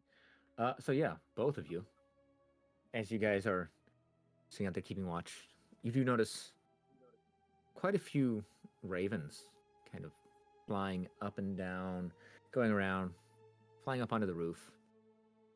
And even at one point, one kind of lands on the handrail on the banister near you. It starts kind of hopping up the banister, getting kind of close to you guys, looking at you with its black, beady eyes. It's like almost quizzically looking at the both of you. And the more you look at this raven, the more you realize it seems to be a little bit larger than a normal raven that you may have seen in your travels. Before it finally just seems to lose interest in you and take off flight again and disappear into the wonderfully cloudy night sky.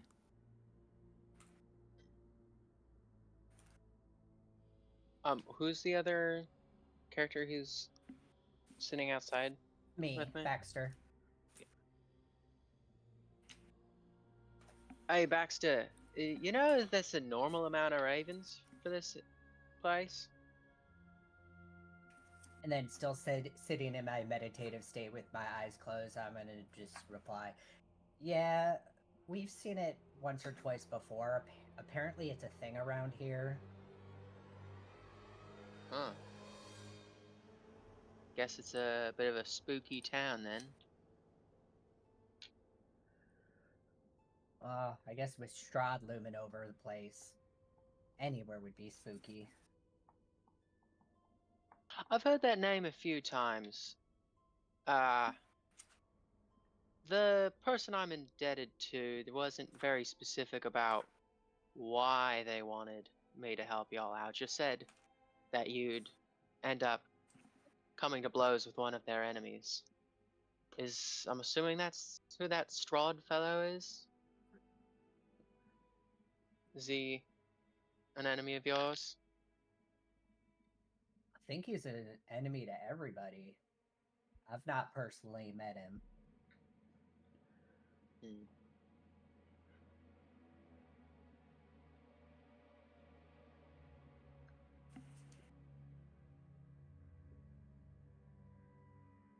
Oh, what do you know about him? I want to make sure I know who I'm gonna Oh god, end I up know fighting nothing. eventually.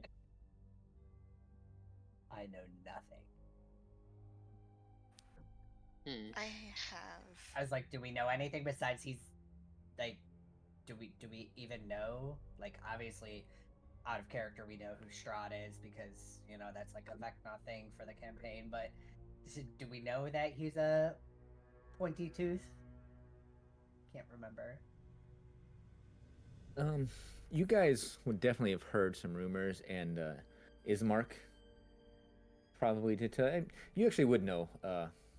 Yep, I think about it, Ismark, and then that other lady's daughter, right? Yes, from talking with a couple people being kind of taken in, talking with that one clergy member of the church who has a son that hopefully you guys don't forget about.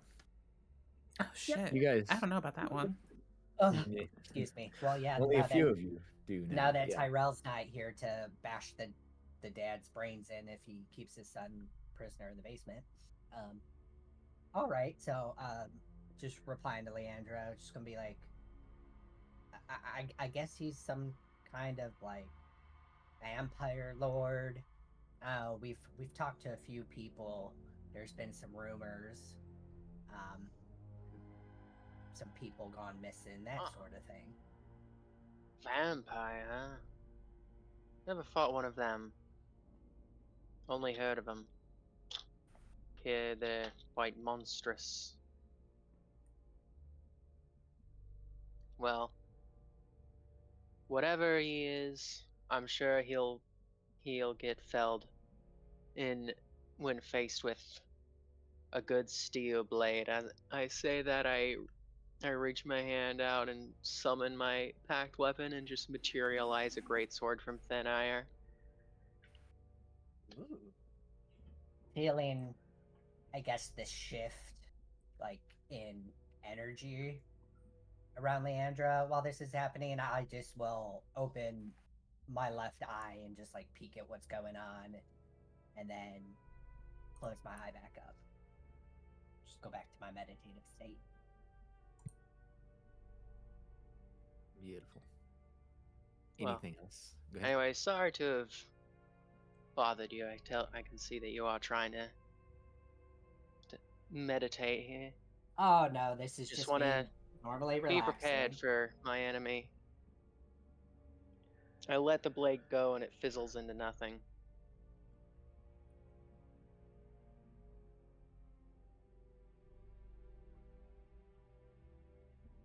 Beautiful. Anything else the two of you would like to do? Not right now for me. Okay. While I'm out there and I'm not like really noticing anything, I just kind of like look up at the night sky and enjoy the quiet. Beautiful. Yeah, it's cloudy, it's dark. It's a beautiful Barovian night, which to the rest of us probably looks like a nightmare. But it's calm at least. Yeah.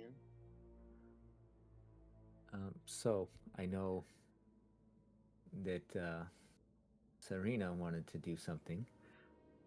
Mine. Anything else being done? Yeah. Go ahead. Oh, I was gonna. If anyone else wants to do something, go ahead.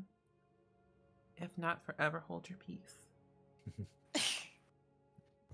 Okay. good. Not to put you on the back burner like that, Claire. Sorry. Just No, you're good. just wanted to make sure. Mine will essentially take place like as the new day starts. Okay. Good, go. The thing I wish to do also takes place immediately after the long rest, 10 Okay. minutes or so. Perfect. I'm sure you'll have the time to do so. He says ominously. Words are hard. I They can't are talk hard. no more. But also, I can trance. I don't need the full 8 hours of sleep, you're an unlike elf. some we could mention. God damn it! I miss playing an elf Ooh. sometimes. Not me not realizing I gained 6 more hit points and my token was incorrect. Yep, you leveled up. Yeah, I changed my character sheet in Beyond 20 to level up, or not Beyond 20, in a D&D Beyond, but it did not transfer to roll 20, so I had to do that myself. Yeah. It's I not that had hard. to do it manually too because I did not want to try and mess up importing. Right, exactly. If you want something done right, you have to do it yourself. Yep. That's the That's truth. that's Yeah. usually when it's done wrong. Whenever I do it, I need somebody else to do it. Which, again, thank you for taking care of everything, Claire. Yeah, you're welcome. So, currently, what hour of the night are we in? It's been a good 3-4 hours of the night, and you guys are halfway through your long rest, unless if somebody's wanting to do something, if that's a good time or whatever. What time would Serena's thing? Mine would be happen? before she goes to sleep for the night. Okay. So probably then, earlier on. So then, yeah, it's that time. Okay. It's before going to sleep time. I'll make this one quick because it's a little silly, but it's character development. Oh, I'm here for Just this. keep going. So I'm assuming I can find like a piece of parchment or something to write on. Yeah, you could definitely Okay. find a piece somewhere. So her dad's always told her that if she ever found herself in a little bit of a pickle, that you can just write a letter to your mom and she'll do some shit. So that's what she's gonna do. She's gonna write out like a quick little letter to her mom, fold it up into like a little envelope, and of course we have to seal it with a kiss.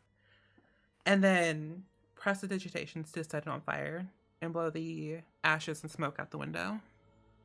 Jesus. I love it. Yeah.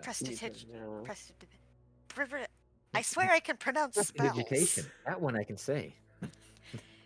Ah, yes, that one has a surprisingly numerous amount of uses. It's a great does. utility spell.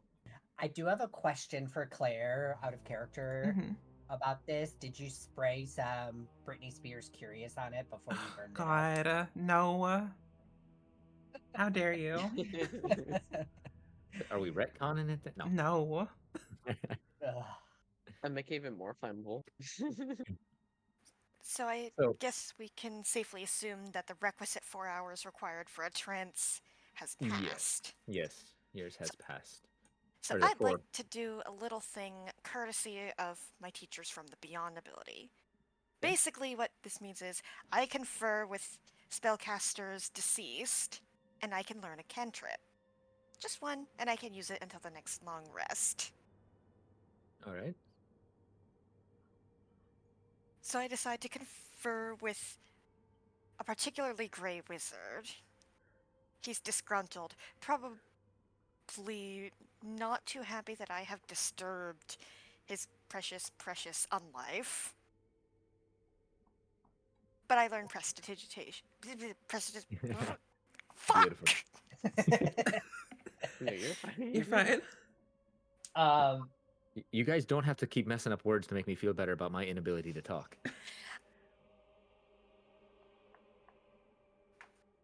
I'm not in the business of making anybody else feel better. I God. respect that. I mean, shit, if I can't even make myself feel better, how am I supposed to make somebody else feel better? But if you were to peek through the keyhole of whatever room I'm in, you'd probably be seeing some pretty freaky shit. Ooh. Why is there a fucking ghost in the room? You'd probably be thinking. There's also quite a bit of like eerie spectral mist floating everywhere. This is a higher than normal amount of spectral mist in the room. What's going on? It starts seeping through the keyhole into the hallway. And just as soon as it appeared, it dissipates. Beautiful. If it's like the middle of the night now, I'm gonna, as I'm still outside with Leandra, I'm gonna tell Leandra, you could go inside and get some rest if you need. I can stay out here for a couple more hours till everybody else wakes up.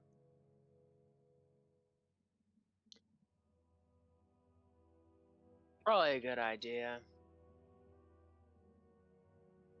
Do you need to get sleep? Nope. I don't sleep. This is Oh. this is enough for me. Well, all right then. I guess that makes you a good candidate to keep watch.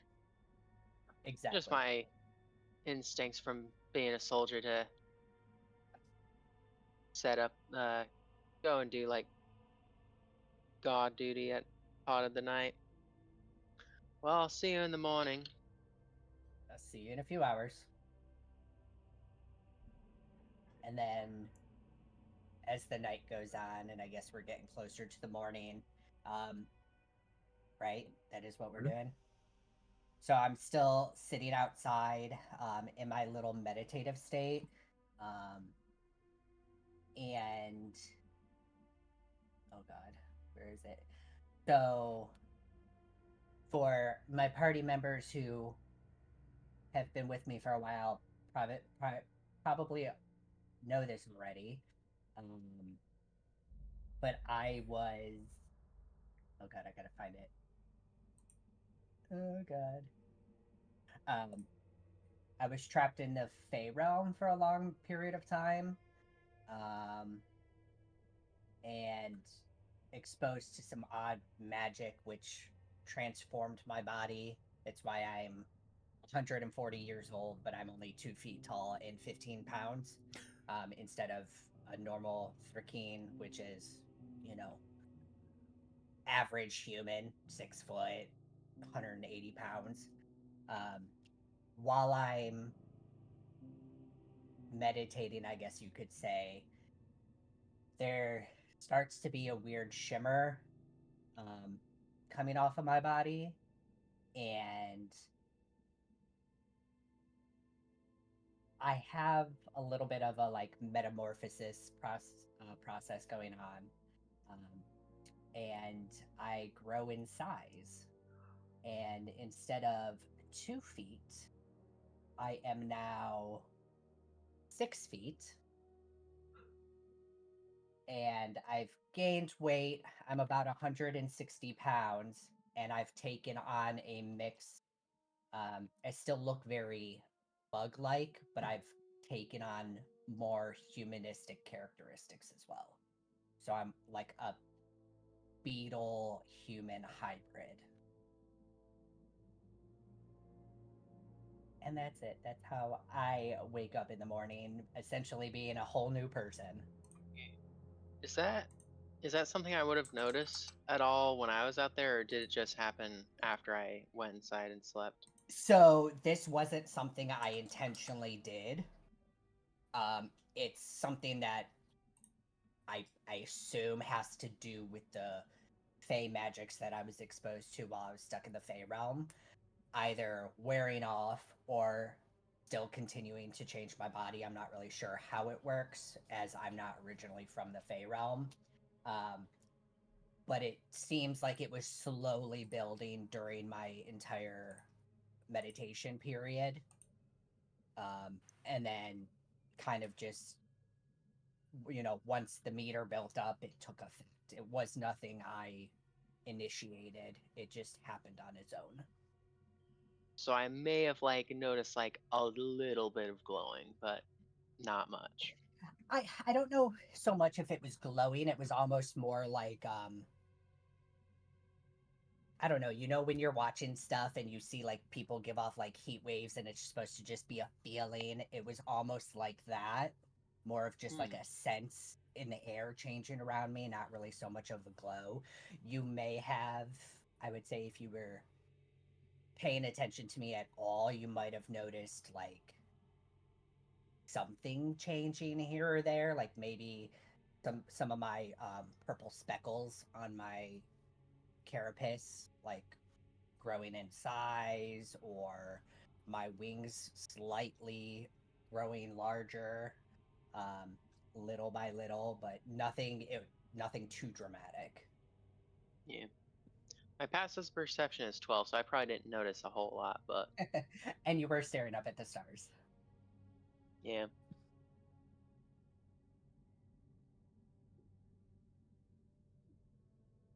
All right. If we're done with the body horror portion of the show, Why is Right? it body horror? Jesus. Oh my god. I'm a bug. We go through a Hey. metamorphosis, okay? okay, the Kafka portion of our session. That's better. No, thank you, Baxter. I appreciate the descriptions. It's wonderful. So Serena, while you were writing the letter to your mother and doing your little ritual, for a moment you felt your pendant almost grow cold for a second and then return back to normal. Oh. That's all. Okay. Anybody have anything else they would like to do during this long rest? Nothing I can think of. Nope. All right. Well, Is now a good time to go out, see if there's any shops that might carry, like, the physical components for spell works? You could definitely go look around. You might be able to find something. This is a fairly decent sized town.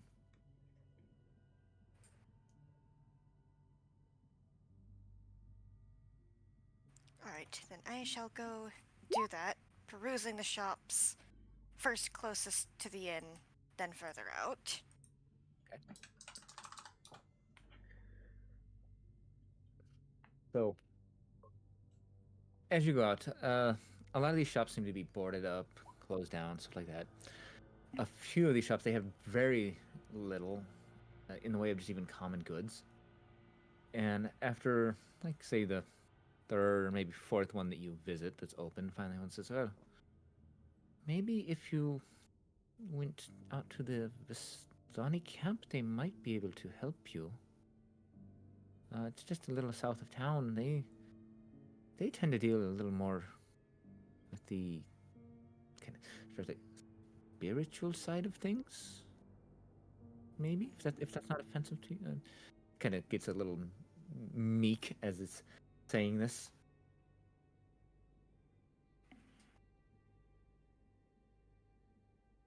I'm sorry that I don't carry the wares that you name, but if there's anything else that I can get you, Oh, some of them are quite mundane, actually. Salt, perhaps. you see this, Strings, bits of wood. this pieces of wood. Yes, I've got some string, a couple of pieces of wood. That I do. Salt. And an odd request. I- Rotten yeah. food. Rotten food. Is that what you asked for? Because I mean, yeah, we've got some rotten food. No, as he kind of starts heading towards a little back room.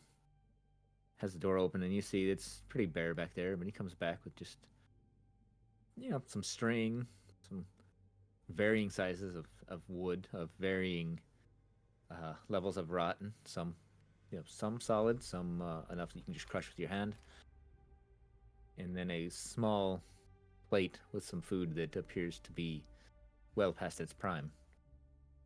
These will do much. These will do nicely. How much would you like for them? Huh. He kind of like eyeing you up. He's like, maybe 10 silver, maybe.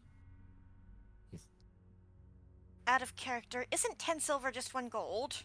Yes. I produce 1 gold. Are they coins? Yes. He reaches out like, "Oh, hey, this if you need any more string, please come back." Yeah, you get the idea. This guy has no idea what you're going to use it for, but he's more than happy to take your gold. I'm just gonna put these in a pouch somewhere. Okay. And so for the purposes of keeping things tabulated, that would be the components for Tasha's caustic brew. Actually, I'll just write it down later. Continue. Don't let me bog it down. Yep. If you add it to your inventory as a custom item, you can add a note or a description to it. Yeah. Nope, Is it morning time? Is it morning time? Is everybody waking up? It's unless anybody has any other, things that they would like to do, it is morning time. Mara would open her eyes a little bit and Strahd. Morning time already. How I wake up every morning. I don't know. I was trying to think of some. Oh, I love it. But yeah, you guys are now all well rested. As you get out, you do hear the occasional sound of a raven cawing, things like that. Sounds like they're coming from the roof above you, where you can't really see the peak or anything like that. But occasionally it sounds like almost a heated debate between some ravens.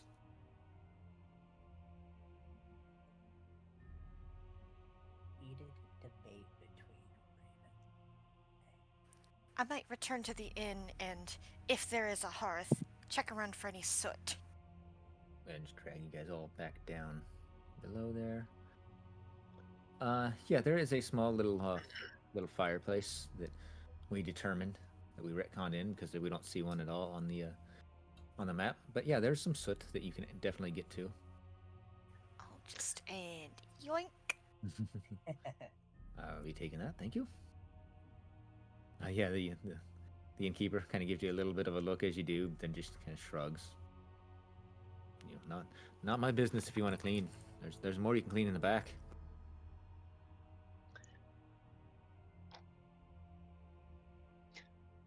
And I elect to go back outside where everyone else is. Perfect. After I like wake up and start heading down the stairs and I see Baxter again, I'm like, whoa, I see you've had a bit of a growth spurt there, Bugman. Oh, I did forget to add that with my taking on some humanistic characteristics, I now also have a proper mouth to speak. So everything is not done telepathically. Yeah. Um, And you look a bit different in general.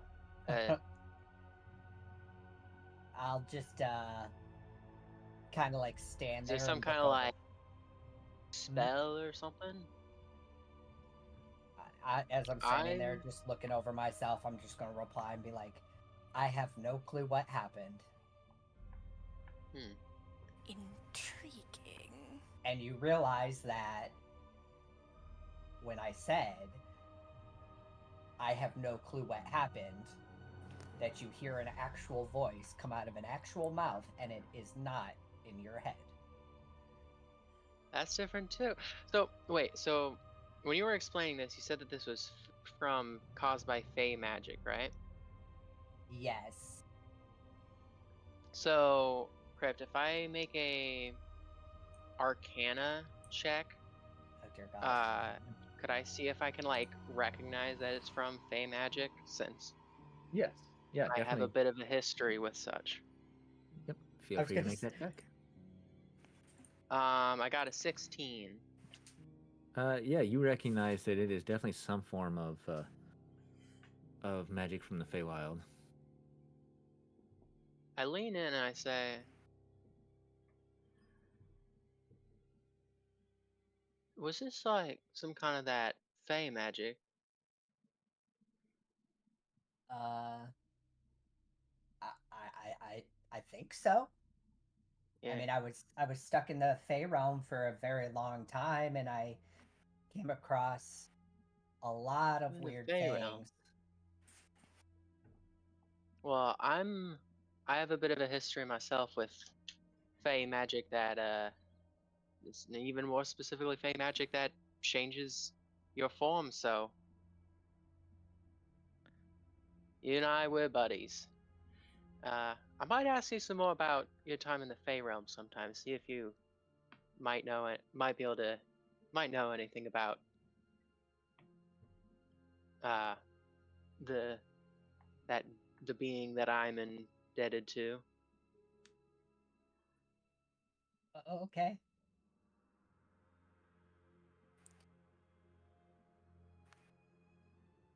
Saoirse is quite intrigued with this transformation. But it might be a slightly less than respectful kind of intrigue, as they've got that weird glint in their eye that's more mad scientist than, oh, that's interesting. Disturbing. I love it.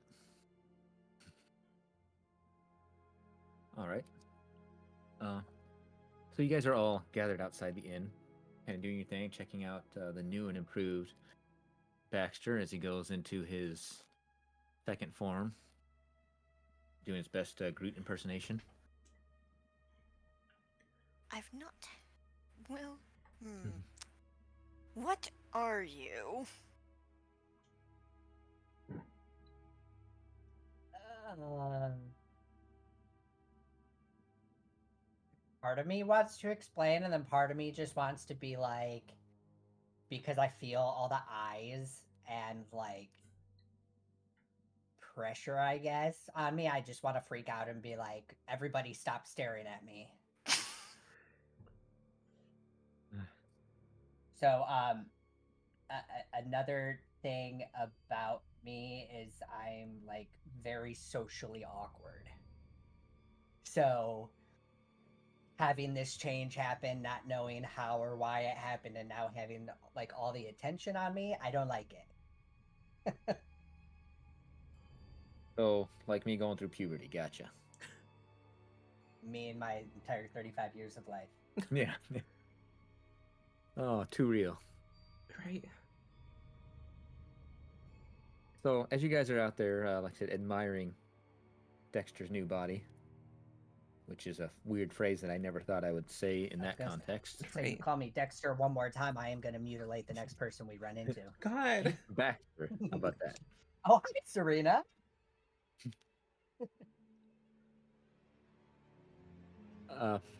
You do recognize the individual from last night. Walks up, not being nearly as secretive and weird, kind of walks up to you, sees Baxter, definitely does not recognize him as the one that he saw yesterday. Kind of looks around and then finally comes up to the rest of the party proper.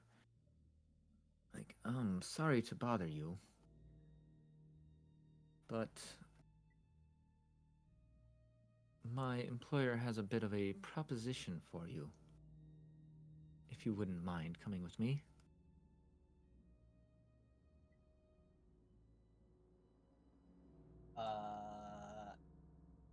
Still kind of confused and reeling from what happened. I'm going to be like, it's not just me, you get the entire group, and I'm just going to call out for everybody. Well, Finn has following a total stranger gone wrong. Huh? It always goes right for me. Let's have good luck. And just like staring at the whole group, like, so if you'll follow me then. He kind of like turns kind of sideways and like still kind of looking at the group as he starts to take a couple steps towards the north.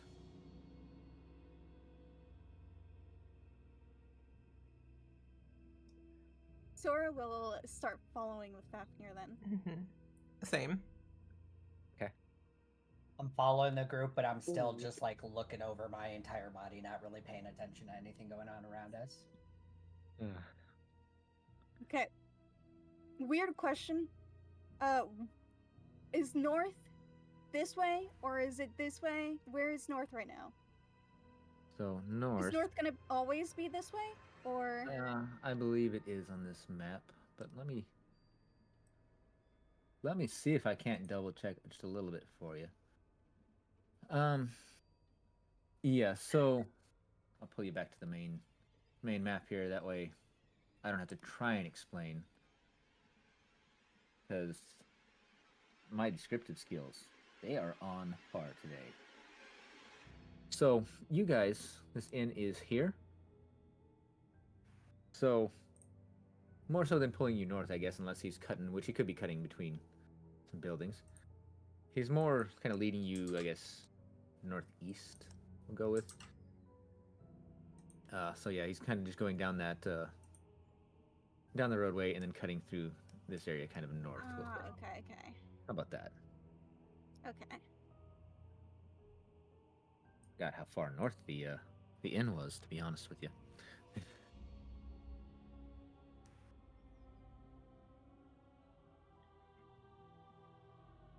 The rest of the party following along, I'm guessing. Yeah. Mm-hmm. Yeah. All right. After a few moments' walk, the town doesn't look any prettier this day than it did the previous one. Stops at a not well-off manor, but one that appears to be slightly better than most of the places you've seen. And let's see. This house seems disgusted with itself. A slouching roof hangs heavy over furrowed gables, and moss-covered walls sag and bulge under the weight of the vegetation. As you study the house's sullen countenance, you hear the edifice actually groan.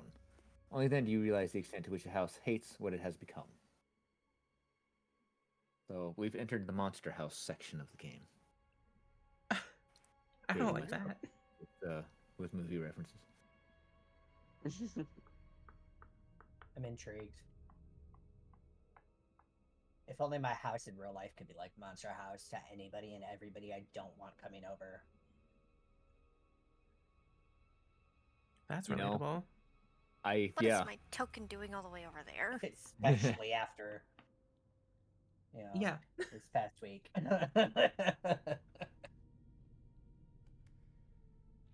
As you guys come up to this house, he looks around and raps on the door for a minute. You hear him kind of talking very hushed with someone on the other side. And then the door opens. Standing at the door, there is a woman standing there. Let me see here. Let me make sure I'm not gonna screw up any silly stuff. Beautiful. You see a human woman standing there wearing what looked like fine clothes at one point in its life, probably. But they're a little bit worn, like everything else in this town. As she looks over your group, she looks to the individual that came here. She says, "Ah, so this is the group. Please, come inside. I would love to chat with all of you."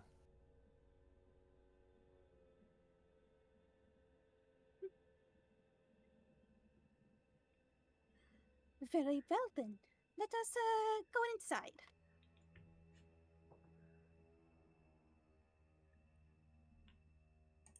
I'm gonna very reluctantly go inside.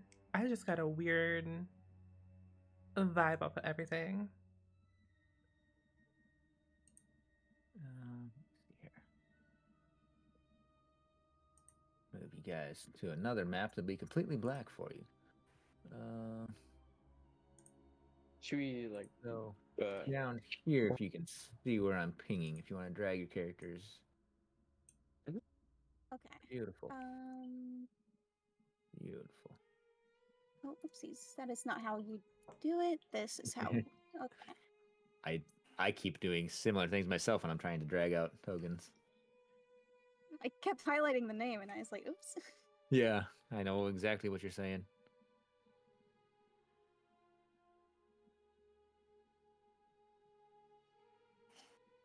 All right. So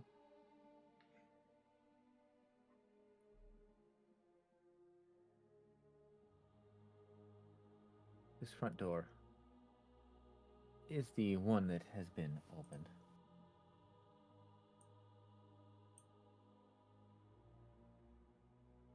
Sora is just gonna strut on inside. I'm gonna go in right behind you because why not?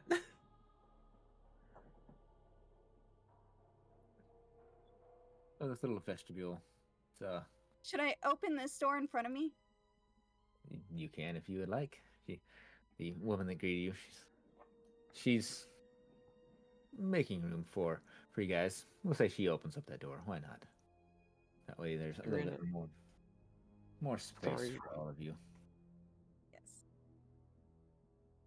Okay. You guys don't think this is a good idea, right? I mean, we'll be fine. Sure. I mean, like, what's the worst that can happen, Lyra? Last time we Famous were last in words.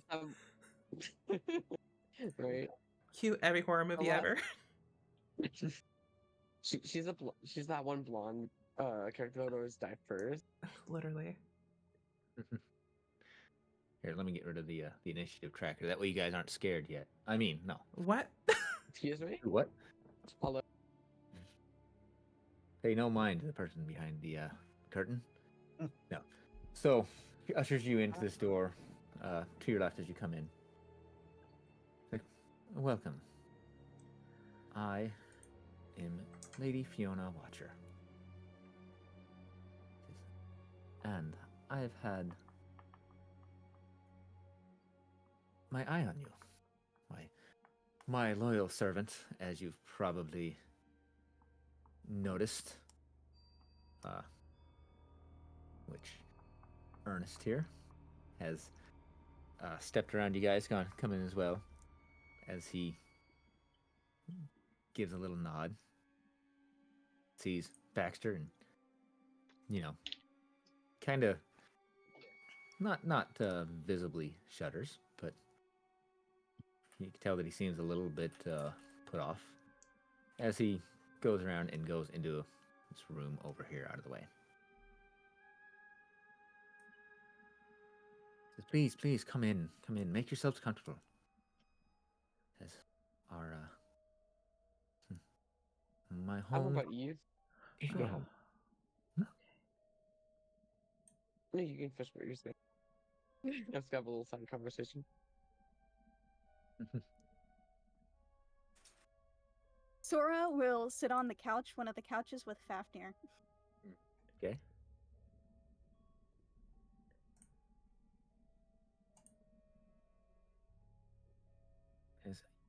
As I said, I've had my eye on all of you, as we don't often get visitors in this town, and when we do, we like to make sure that they are of the highest caliber.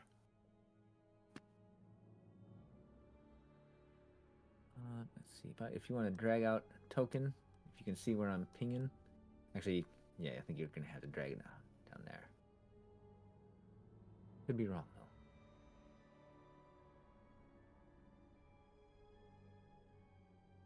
Gonna just drag you inside here. There you go. That's inside. Lady Fiona Watcher has welcomed you in. Says, I view it as my duty, as one of the oldest royal families in this whole land, to take care of making sure everybody is on the up and up. Gives you a smile. Like so, my man Ernst, he, at my discretion, and seems that he did a poor job of it, was to ascertain your character. He looks around to the group, says, tell me, how much do you know of this wonderful town of mine?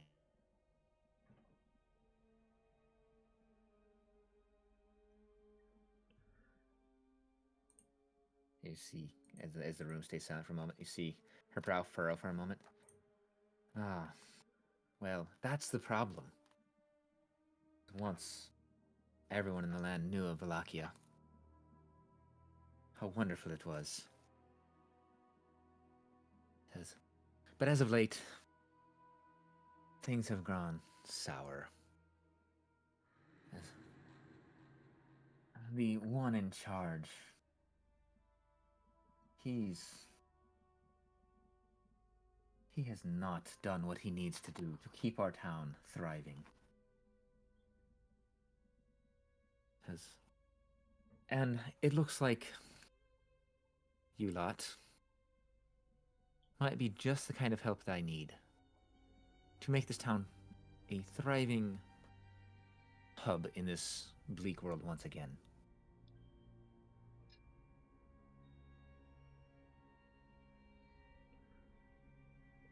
All right, what'd you have in mind?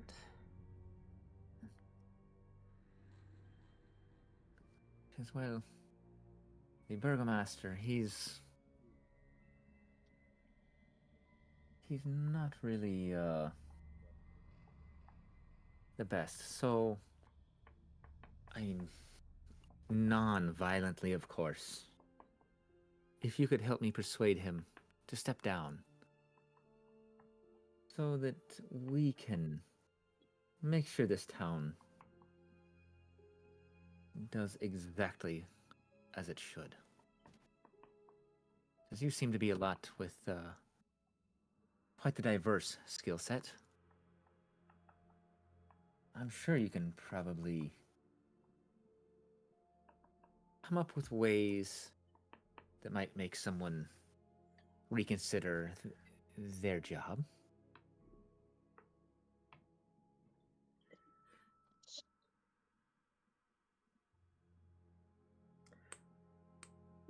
I kind of want to insight check them to see if I can kind of pick up what they're trying to ask without asking it. Yeah, go ahead and give it an insight check. Because I feel like I know.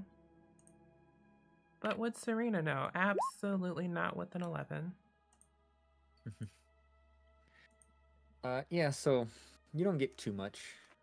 All right, so we're going to From, murder. Rihanna. Got it. Because, see, I've been putting together a group of individuals not unlike yourselves. People that are sick and tired of seeing places like this be run into the ground. So, if I can get help from people like you, I can make this town a wonderful place to live once again.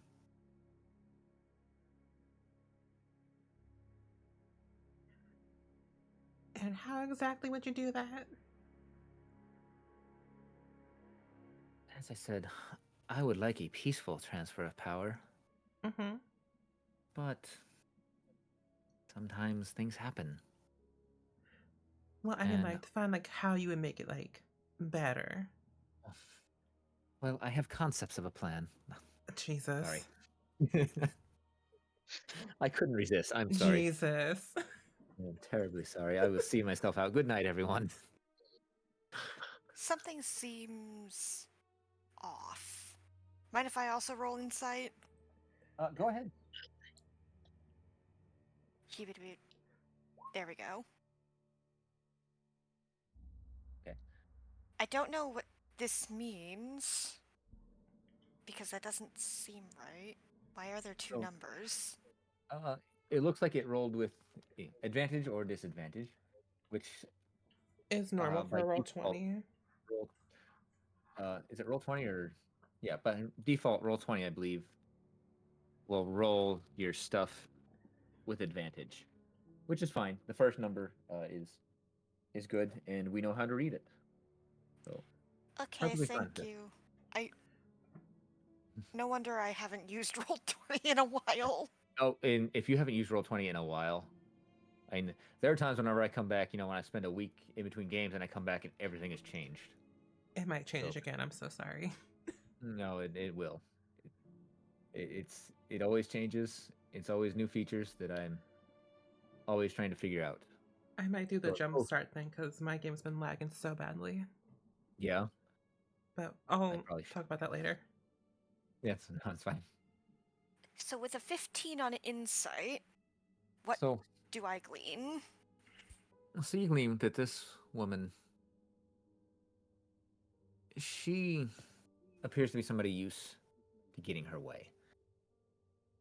You kind of read in between the lines of everything she's saying, and you get the idea that she has very little problem using force to get what she needs.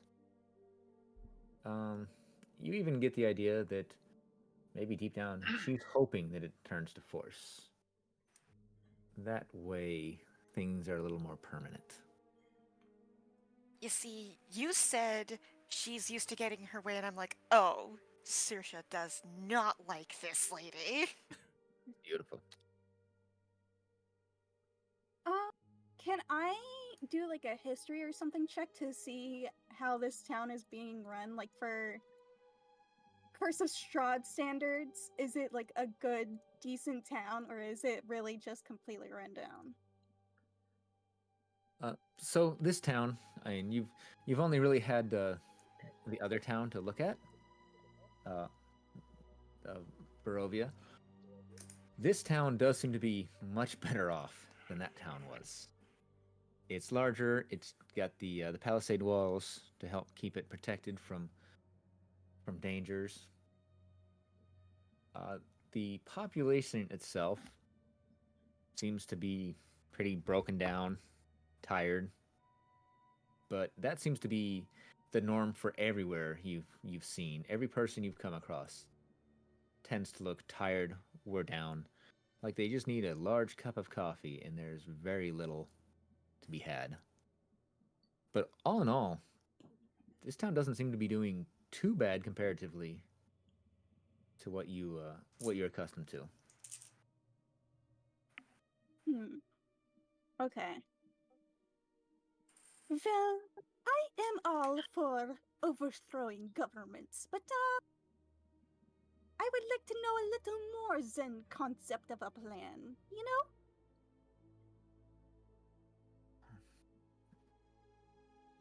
Well, I understand your reluctance.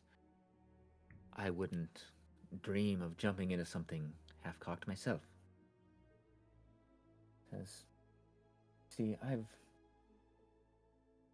tried to convince the Baron, the Burgomaster, that it was in his best interest that all of us work together. Because I really do have this town as the priorities, as my priority. I want to see it thrive. My very own daughter, he looks down, like Stella, she was to be wed to the son of the Burgomaster. As, but when they spent time together, it definitely was not a positive experience for her. So that has made me reconsider some of my plans. That's why I do believe that it would be best to convince him to step down altogether instead of sharing the power. How old is his daughter? Her daughter Her is daughter, yes. yep, you're good. Fairly young. Uh, so we'll say of the age where, in an arranged marriage situation, she's probably still too young to truly be married off, but definitely for it to be introduced and to start the courtship ritual. So I have very little knowledge of that because I am uncultured. I'm going to assume then that she would be probably, you know, mid-teens type, not of age of what we in the real world here would consider proper marriage age.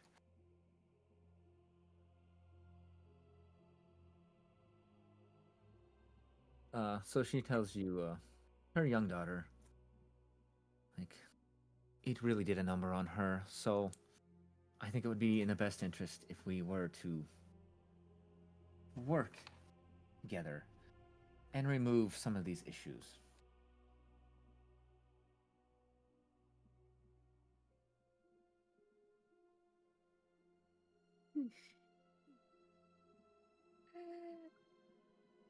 I don't know how Sora feels about this. I'm a little.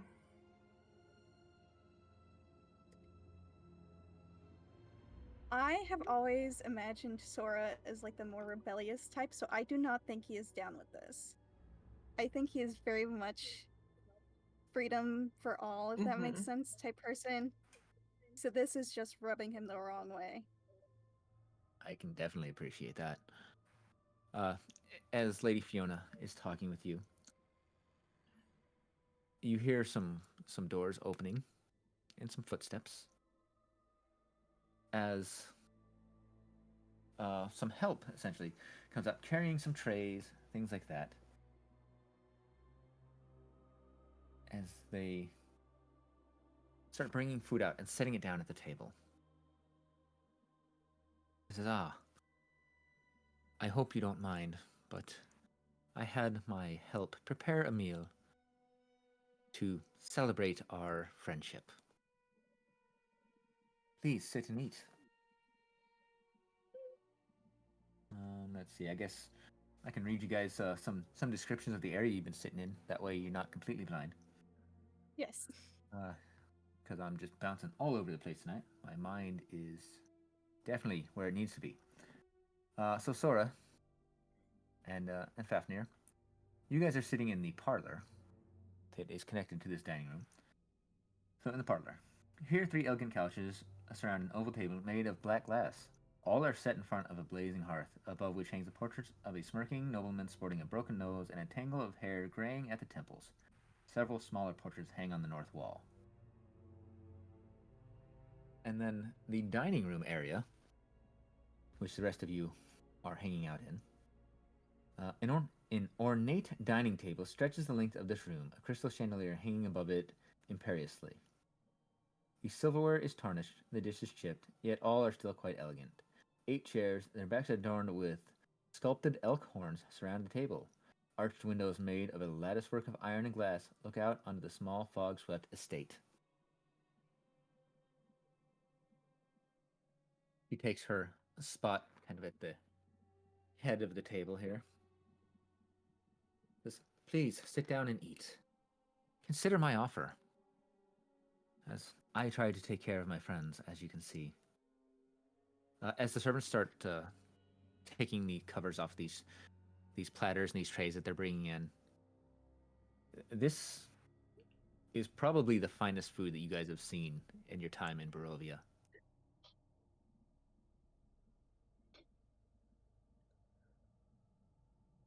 Says, I do like to make sure that my friends are taken care of.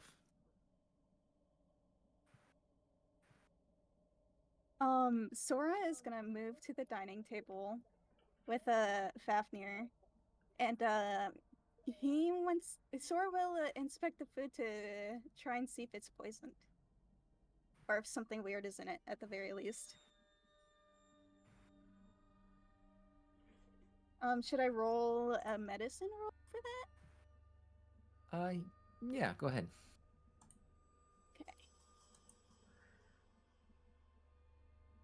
Saoirse is wary about the food, and they Same. don't really care about social graces, especially in the face of what is ostensibly nobility. Because fuck those guys. Oh. I love it. Sora knows fuck all about the food, so he's just gonna start stuffing his face. Yeah, it is some of the most delectable food that you've had in a while. It tastes good. There's no weird aftertaste. There's anything. Fiona herself is eating from the exact same food. She's pulling herself eating. She kind of chuckles for a minute. She's like, "Please, all of you eat. There's nothing wrong with this food. I promise you."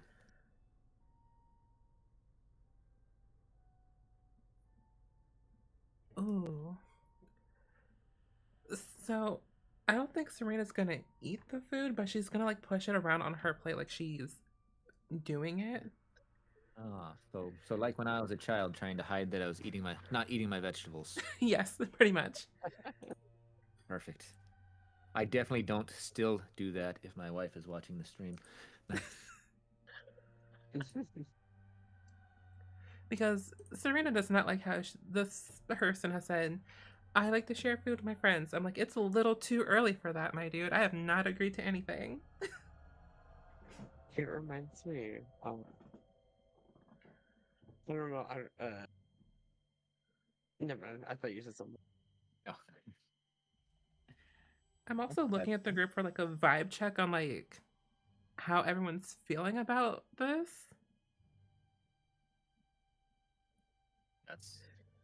That is entirely fair. Could I Go ahead. go on? I was gonna say, can I roll perception, see about like the foods, like what it is, or Yeah, you can roll perception to see what it feels. And you can roll if you'd like. It's not too unusual. It appears to be local game. Yeah, you definitely knocked it out of the park. It appears to be like local small game. Some vegetables out of the garden that you noticed as you guys came up to the manor. Things like that. You get a hint of maybe some wolf meat. Different things that you've kind of noticed. And she does seem to have a good supply of wine. Right.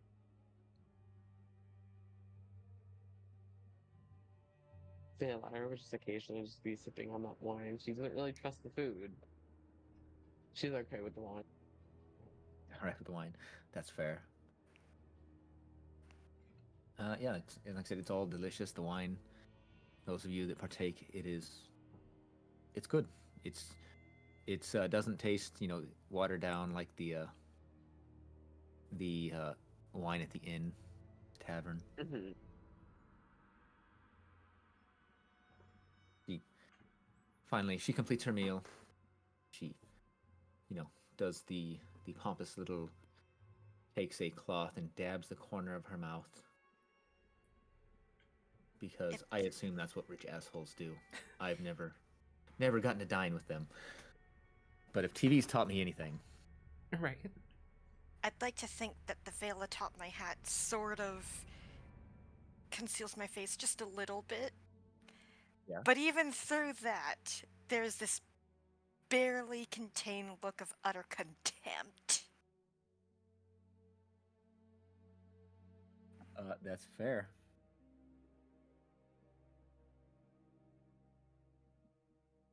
She finally stands up. She's like, "Please don't let me keep you from your day. I know you are busy, and I hope that my friend didn't disturb you too much." Says with a little bit of spite in her voice. Hopefully he wasn't a trouble for you. But please consider my offer.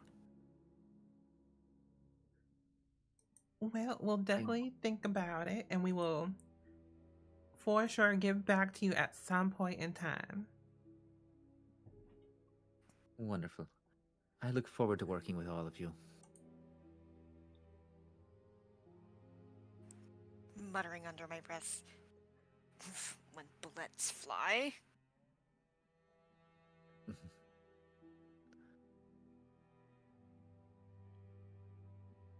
But I think Serena's gonna maybe stand up and like look to the rest of the group and say, I think we have like a little package we gotta go deliver. If we're all ready to go. Yes, something along those lines, yes. Yes, please don't let me keep you.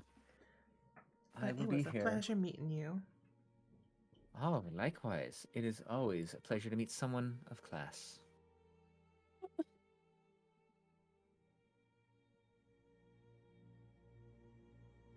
With that, one of the servants does open the doors to help escort you back outside.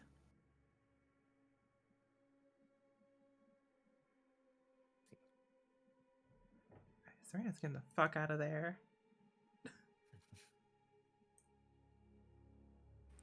I am also fucking out of there. Let me just move myself in a Fafnir.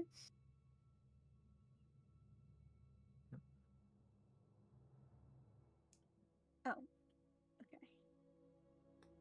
Ugh, to listen to that, I feel like my ears are on fire. As you guys are outside leaving, you do see her standing at the window, looking to your party. And you see the individual that was following you guys around, standing next to her. You see her discussing something with him. Can't quite make out what's being said. But you do notice, any of you that are watching, I should say, that she hands him what appears to be a letter and a bag that, to your trained eyes, especially to Baxter, you'd probably recognize, looks like it's got some coins in it. I just assume Baxter knows exactly what a pouch full of coins looks like, feels like, smells like, you know.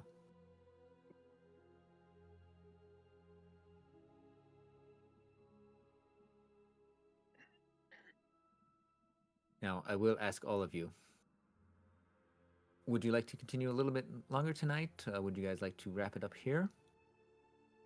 I am down for anything. I'm down to go on for a little bit longer. I think I can, like, eke out another hour. Yeah, same.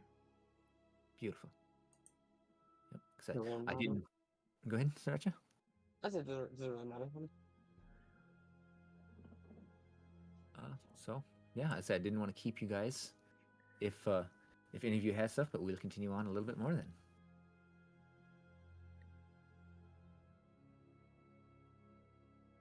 So, you guys going to deliver your package now? I think that would be the best idea. And then maybe we can, like, go on and check out that vineyard we've been meaning to check out for a couple days. Well, y'all been meaning to check out for a couple days. One day for me. That is true. Beautiful. So, as you guys go through this town, again, your belly's a little bit fuller, perhaps. It is still just as dirty, dismal as it's always been. You get to the church, and you do see the doors are closed tightly. As you go up to the doors, you can hear a little bit of conversation going on, kind of muffled through the doors. Once you open them, you do see your former traveling companions, or current traveling companions, however you want to look at that. Ismark is in a, not heated, but in a quite the discussion with the head of the church, and you see his sister Irina is playing with the child that you guys also managed to pick up on your way. There are a couple other people in this church. They're busy kind of packing up bedrolls, things like that. Whenever they see you come in, Irina especially gives a bright smile and a wave. She's taken back for just a moment at Baxter's new look. But then she smiles and runs over to your group. It's so good to see all of you. It was kind of scary last night, I'm not going to lie. But I'm so glad to see that you're all here. She kind of looks, she's like, I see that some new faces. Welcome, I'm Irina. She kind of gives you a little curtsy. She's like, any friends of my friends are definitely friends.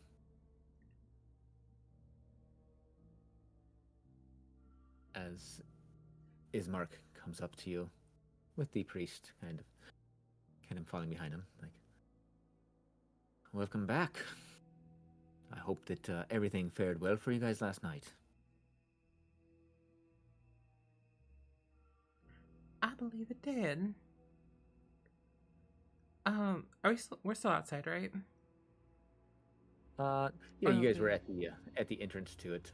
So if you guys haven't stepped in, that's fine. If you're outside, We have found what you were, like, looking for. I don't really want to say it outside, and I'm gonna, like, look up to the sky. Is it, like, cloudy? Is it clear?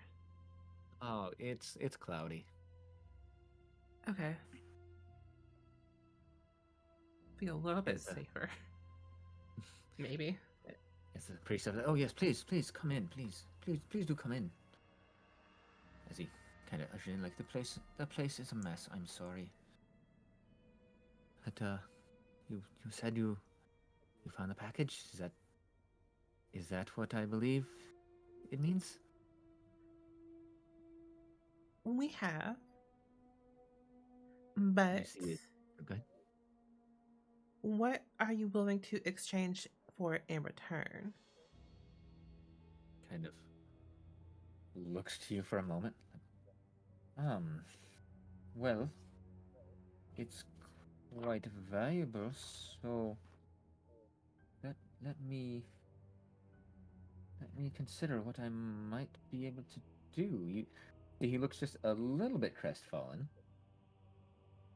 Let me find where you at. Make sure I can get to the church. Pay no attention to me as I flip through my book. Where are you at, church? Probably went right by it, actually. I think I did.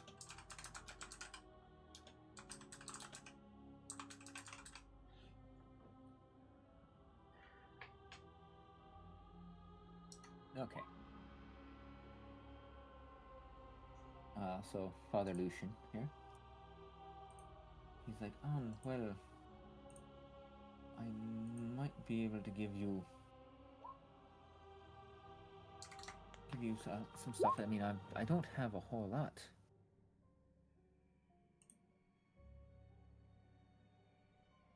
Says, but I can definitely offer you these small amount I have in the coffers right now, and I can definitely give you my blessing, and with the bones, a truly safe place to rest.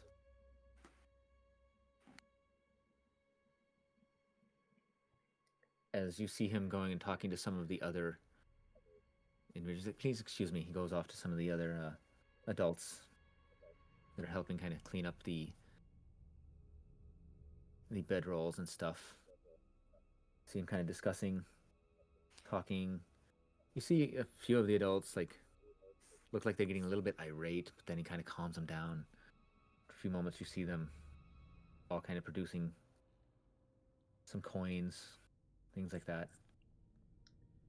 Could I help the people cleaning up the bedrolls? Definitely.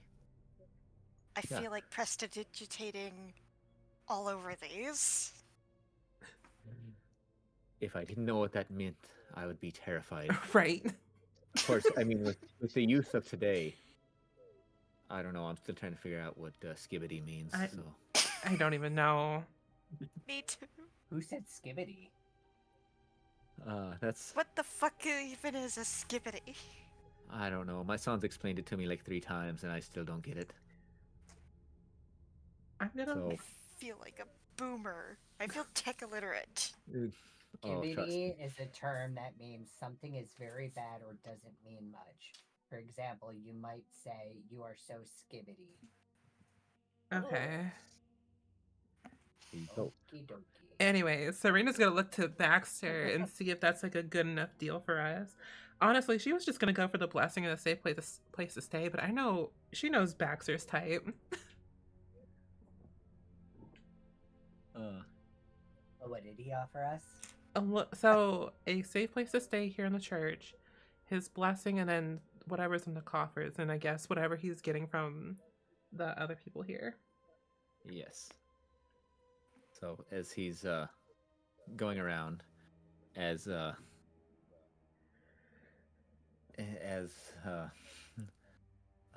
Saoirse is prestidigitating all over this place. He's going around. He's fumbling with a key as he goes to a small lockbox. Opens it up. Looks in for a minute, hopefully, and then you see kind of shoulders sink for a moment.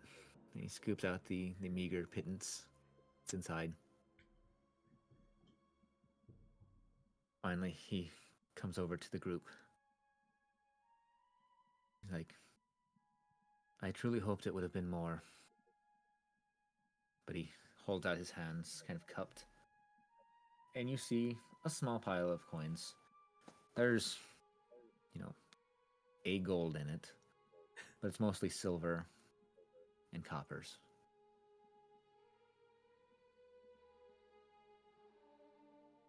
So,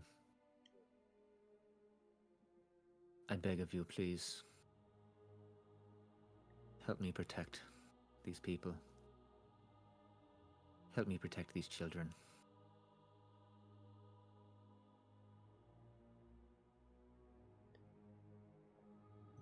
You know, this started out as a joke. Because she was going to do it anyways. I'm just going to look over to Baxter and see what he says. Why? Because you're Why the do I greedy gotta be- one. Why do I have to be the bad guy? You're And the I was greedy. actu- You can say no. I was actually gonna be like, instead of the money, give us the safe space and maybe give us some like vials of holy water or like something that'll be useful. I don't know. Oh, well, why didn't you say that? Because you're calling me evil. I'm not calling you evil. I'm just saying that you like money. I only like to mess with the people like Rictavio who think they're better than everybody. Let's be honest, though, in today's day and age, you know, greedy people, they are the ones that we got. No.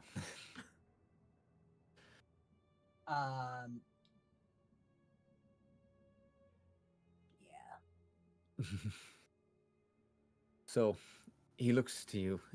Are you guys going to make that counteroffer of some holy water and blessing? Yeah, I guess fine with me. I don't need the money. All right. I feel like holy water would probably maybe be more beneficial. He looks to you as he's holding the coins and finally he kind of pulls back like, oh, I can definitely help with that. And thank you. Says, these times are tough for us here. And what we have here will help get us through the weeks. As he turns and he goes, and he does put all of the coins in the box, collection box, and locks it back up. And you see some of the adults might kind of look at it a little bit miffed, but they let it go. As Father Lucian goes into a back room, and he comes out with 2 vials of holy water.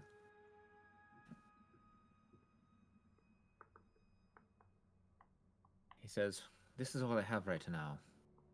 Says, "But I can definitely get some more with a little bit of time."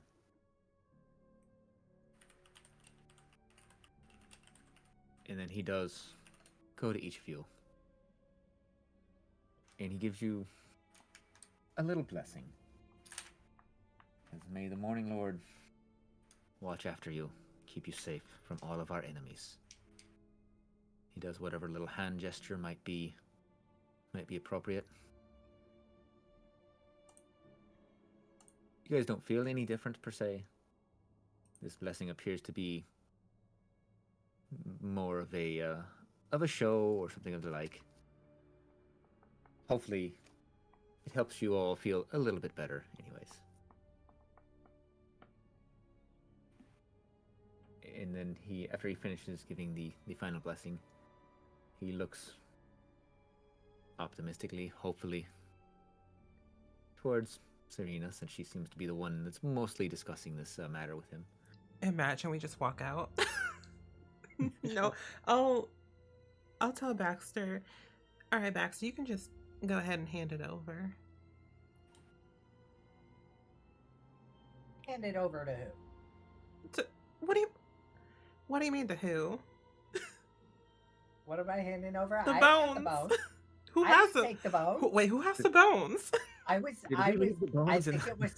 it was Sora because I was behind the vampire who was between me and the cabinet. I think Well, Sora shit. took the bones. Okay, one of us took the bones. Whoever took the Well- bones. Terrell had the Hand it bones over. and they ran off. Imagine. No. I don't remember. I'm not. I don't gonna think lie. anyone Okay, of us said it, but we- it was kind of we implied hand that over the someone bones. picked it up. So you're gonna trek back to the coffin makers. No. Dear God, no. 1 minute, Father. I'll be right back. No. So yeah, one of you must have picked up the bones, and that's what we're going with. You hand them back to the father, and you definitely see like a weight has been lifted off of his shoulders. As he goes over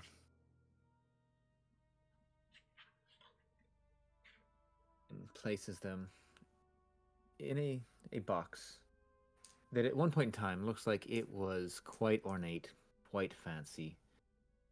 But now the velvet lining has long since dry rotted. The wood itself has started to shrink and buckle a little. The metal at the corners, the hasp, everything is rusted and tarnished. When he places these bones back inside, though, all of you can feel this. It is like a weight suddenly has been pulled away. The air itself seems to get lighter.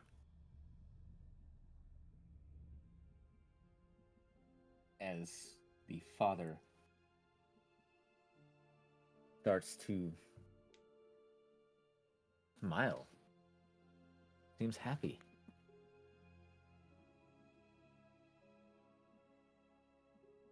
And let me see. If any of you would like to make an Arcana check, you may. Okay. I'm Try. I got a gonna- +2. I got a natural 1. That's the best, right? I I got a 5. I got a 12. I got a And then- rock. That's exactly what I was thinking. You got a piece of I coal. also got 12. Is there any way I can make Roll20 not do this? Roll as well. It's Shit. hold on. There's a way to do it. It's under I a think if you go- cogwheel, under spells on Yeah. top right. I believe so. And then roll queries, you can just do advantage toggle. Yippee! Thank you.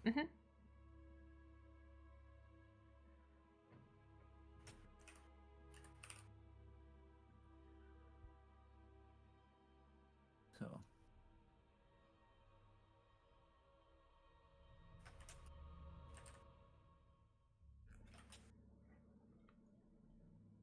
So I'm gonna say that collectively, you guys probably had enough knowledge, enough success that you guys recognize. It seems like a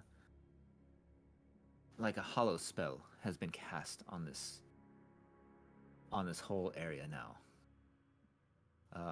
Like it's hollowed ground, not like it's empty inside. But it seems like there's actual daylight coming in the windows.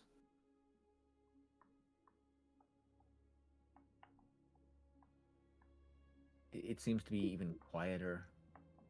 Things like that. It is quite a weight off your shoulders. All of you didn't even realize how much Barovia has been weighing you down until these bones were placed back in their place. Saoirse takes a deep breath, because Lord knows they need it. Yeah. You hear Irina. She is giggling, laughing, happy. Her brother has a huge grin as well as he walks up to you guys once again. He goes, I can't thank you guys enough. He goes, here, that monster will not be able to get to my sister.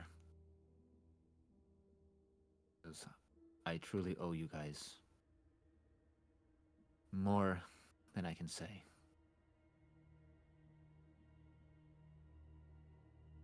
Says, but I do have to continue to ask more of you.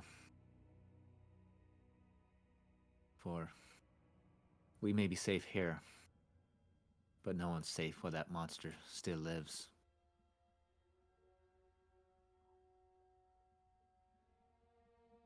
So, please find a way to free this land of the one called Strahd.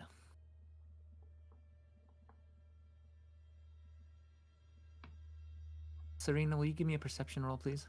Oh. All right. Ooh, why Serena? 14. Because I like to pick on Claire. Yeah. No reason. So 14.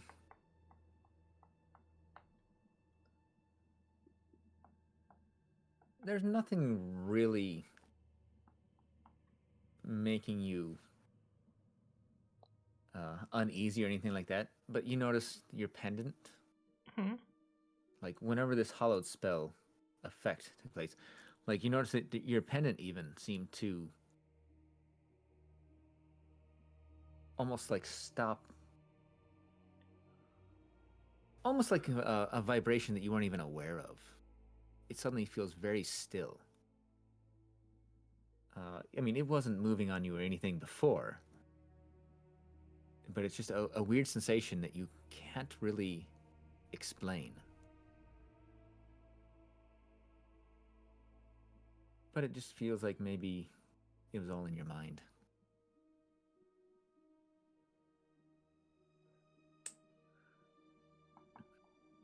Ooh, okay.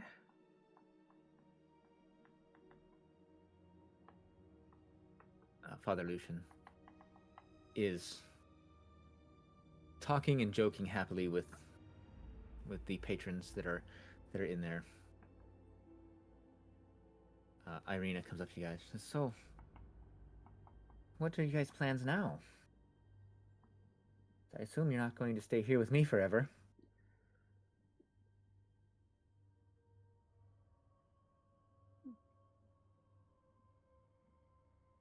It would. Don't get me wrong. That would be wonderful too.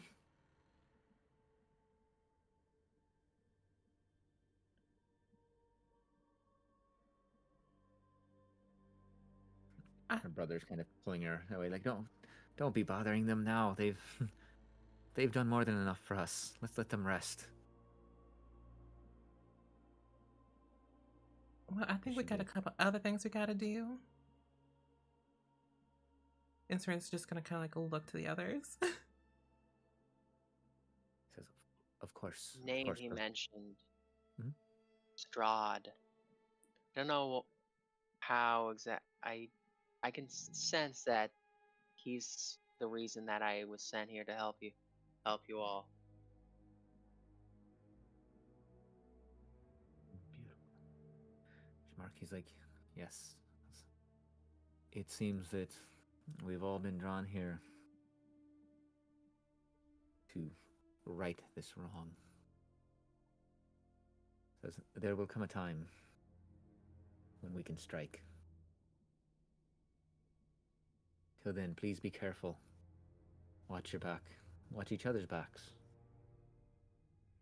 As continue to amass the strength that we will need. I will do all that I can in this wonderful town. Stay safe, my friends. As Irina starts giving hugs. She starts with the ones that she knows. Even giving Baxter, quite the hug, commenting on how much he's grown since she first met him. And goes around and does give everybody a hug. Thankful for everything that you've all done.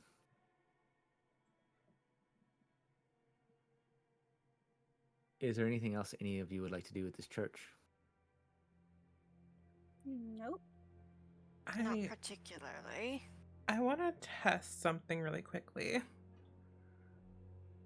I just want to see what happens when I walk outside for a second and walk back in. All right. When you walk outside, and it is as you pass through the threshold, you feel almost like that weight again is on your shoulders. And you are aware of your pendant. Ooh. as soon as you Okay. leave the threshold. When you walk back inside, it again feels like everything is wonderful. And do I still have like that sensation that comes with the pendant if I'm outside Yeah, and it's gone yeah. when I go Once you step inside? inside, it does. It feels like something that you didn't even realize was happening has stopped. Oh, do I feel safe enough to say something Do though? you? Yeah, say, do you? That's up to you. I'm just gonna make a wisdom check. Just straight wisdom. It's gonna be a straight d20. All right. Nope. That was a 5. Man, it really seems to love you today. Yep. Was that a save? I rolled the check, but whatever. It's still the same thing. Doesn't matter. Yeah. Fates be Yeah. fickle. I don't feel safey yet. That's fair. So yeah. Anything else that any of you would like to do with this church?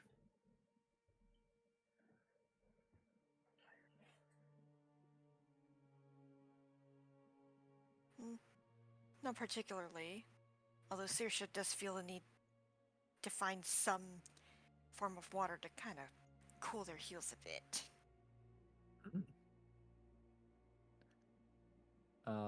Do you kind of mention this, just that you need to find some water or something like that?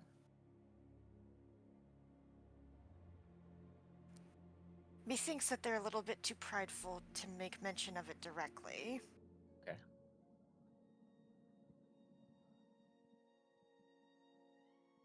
But you might catch them staring longingly at a well or a river. That's fine. Yeah. So there are a couple wells. The water, in this town, it probably won't kill you. But as you came to this town, you did notice that there is a rather large lake just north of town, and there are a couple of rivers that you've passed. Let me go ahead and just drag this out here so you guys can see the big map. Oh, big map. Going on an adventure. Wait a minute. Ooh. Going on a trip You in our favorite. are Wait, there. rockets don't exist. I mean, Space With Jammer that attitude, they exists, or don't. Spelljammer. I was gonna say, if you guys have the right class with you, anything can exist depending on how lenient I am. Artificer, here I come. The magic words at DM's discretion. Yep. Yeah. That's More what's always funny powerful to me. than any wish spell. Yeah, it's what's always funny to me. Like, it's usually TikToks, I guess. Whenever people are always like, you can do this if you do this, do this, do this. Your DM will hate you. And I was like, your DM, can always be like, no, I don't like that at my table. Mm-hmm. Let's talk about something else. Especially if your whole goal is to make your DM's life miserable. Me at people It's who just- min-max monks. Yeah. Mm-hmm. Why make people miserable? Yeah, that's my thoughts. I So unbecoming. I always enjoy trying to lift everybody up, and I've long said, everybody I play D&D with is my friend. I'm not going to play Yippee. D&D with somebody that's not my friend.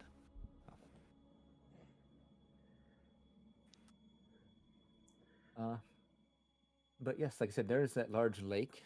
If you would like to go to water proper, otherwise you can definitely quench your thirst or anything like that at a well. Probably water proper because the old feet are starting to hurt. That's fair. Wizard being frail. Name a more iconic duo. The hell you say? Now I've heard everything. All right. So yeah. If you would like to head up to the lake, it's pretty, like I said, pretty obvious that it's to the north. You'll have to leave out of the palisades through one of the gates. It's fine. Is the rest of the party going to adventure with you that way? I mean, they are certainly free to join. Is it kind of like on the way to the vineyard if we like make a weird loop? Something like that, and then just kind of. Oh god, my roll 20 is like lagging so hard.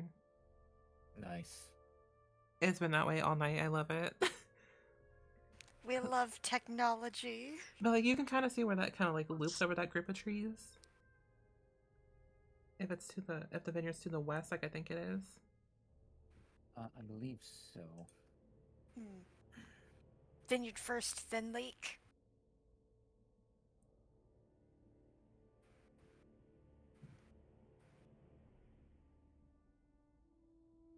It is.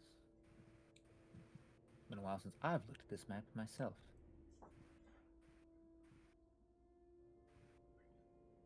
Where are you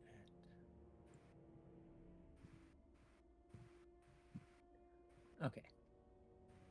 Now I see where the vineyards are, which I think you might have found as well. So you guys are thinking about heading up to the lake and looping around, you're saying? Mm-hmm. Beautiful.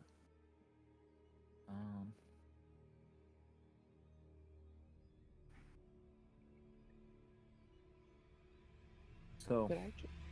go ahead. I was just like, oh, could Lyra just like sit it right here by the lake and then we catch up with the team later, or do you feel it'd be too dangerous? Yeah, she can set up there if you would like. Okay. Oh, you are far away. You Oh, are am far I? away. Let's see. Oh it's- wait, that says Baz. That's old. So- Okay. Yeah, each square or each hexagon is a quarter of a mile, just to give you an idea. Oh man, now you guys are jumping all over. Damn, how far are y'all going? Where am I supposed to be? I'll put you. There you Oh, go. okay. So I Up was there. Yeah. Yep. Yeah, that's the town. Sorry, I should have made that clearer for you. But yeah, like I said, there's a path up this way. Mhm. So as you guys are heading up that way, it's roughly well, not even half. It's roughly a quarter mile north of the town. At the foot of a mountain, nestled in the misty forest, is a large lake. The water is perfectly still and dark, reflecting the black clouds overhead like a monstrous mirror. Let's see. Pulled up along the south shore are three small rowboats. A fourth boat can be seen in the middle of the lake, with a lone figure sitting in it, fishing pole in hand.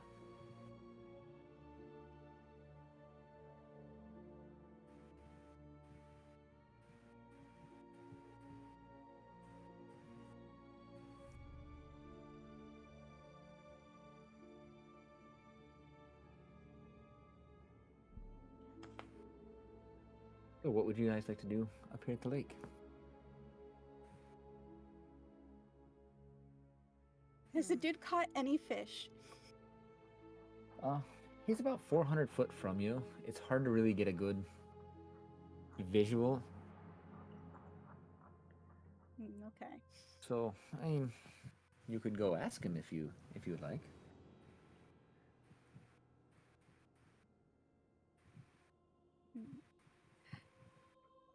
I would like to send Fafnir to the dude to see if Fafnir can get us a fresh fish for himself.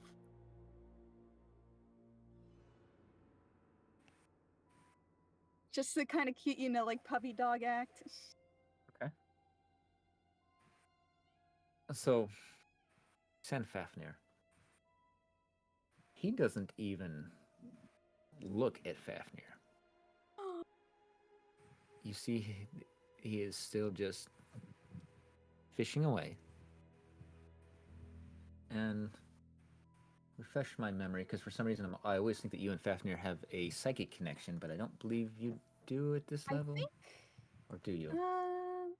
I can't let me see. remember Drake Warden. Drake Companion, I can magically summon them. Their initiative. Take dodge action. I mean, I have Mind Link, but that's 40 feet.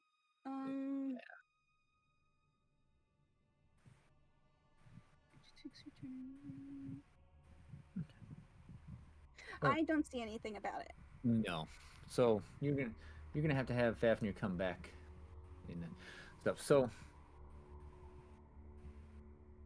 after a while, like I said, he does not respond at all to Fafnir. Fafnir kind of walks along the boat, stuff like that, drops down in it, pops back up, and then returns to you without any fish. But let's see, can you communicate? Can you actually get things out of Fafnir? I'm trying to remember. My mind link allows me to speak telepathically with any creature that I can see within 40 feet. That must be what I was thinking of because I thought we did it before. Yeah. All right, I thought I Let was me going. see if I can send that via chat. It's telling me to roll for it, but I'm just doing it to. Okay, there we go. Fine. Beautiful. So you're going to mind link with Fafnir? Yes. All right. I'm trying to remember exactly with Fafnir. I believe that their mind is probably racing a mile a minute. They're always excited. They always feel like they're being a good boy, and it's exciting. It's like a Labrador Retriever that Yes. knows it's been good, doing exactly what its person wants it to do. So Fafnir is just super excited as he's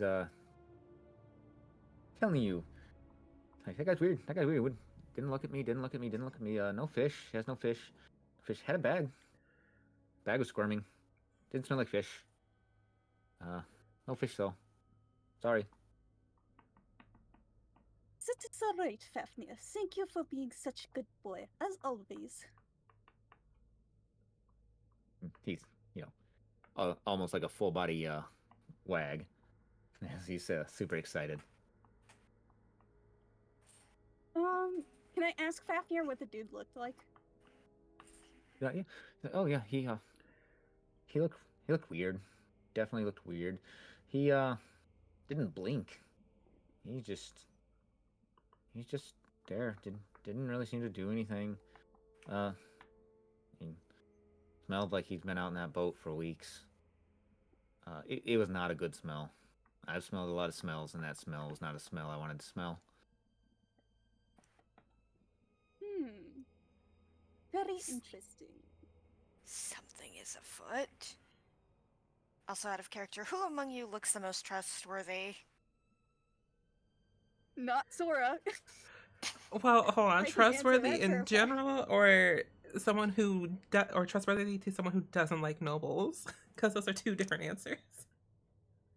If we were to hand something to you, would that object survive? Yes. I think so. Yeah.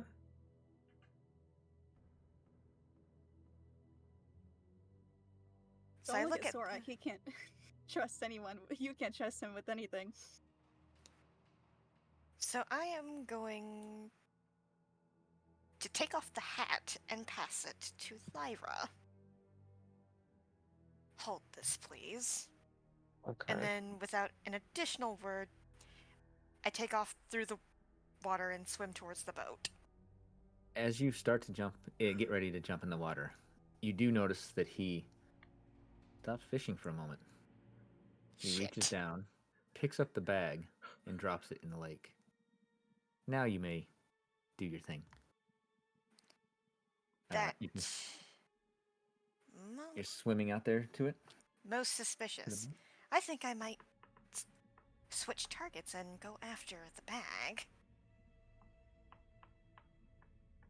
So fun fact, I have a swim speed, I can breathe air and water, I will be fine. I think. What is your swim speed? 30 per round. Okay, that's kind of what I thought. So it is going to take you roughly 70 to 78 seconds to get to this bag. So a minute and change. Yeah, a little over a minute. I never do math, in your head, especially for D&D or while streaming. So I'm probably wrong, like 6 different ways. But yeah, you get to this bag, and you could see it's squirming. There were air bubbles coming out. When you get to it, you definitely feel something soft inside this bag. Oh no.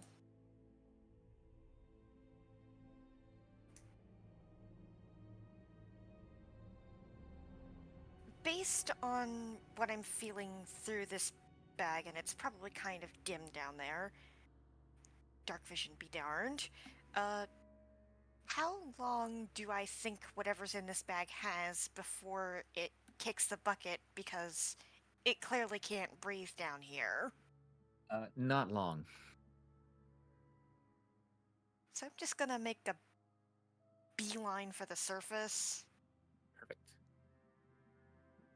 So yeah, as you do, is this bag, it's whatever's inside, it is squirming, but it is starting to stop as you get up to you surface,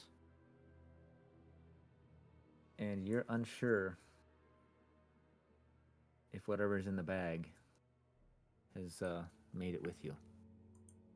Well, I believe I would open the bag. So you open the bag, and inside, soaking wet, is. Let me make sure I've got this exactly right. A little alabaster white skinned girl with raven black hair. She obviously soaked through and through. Hair is an absolute mess.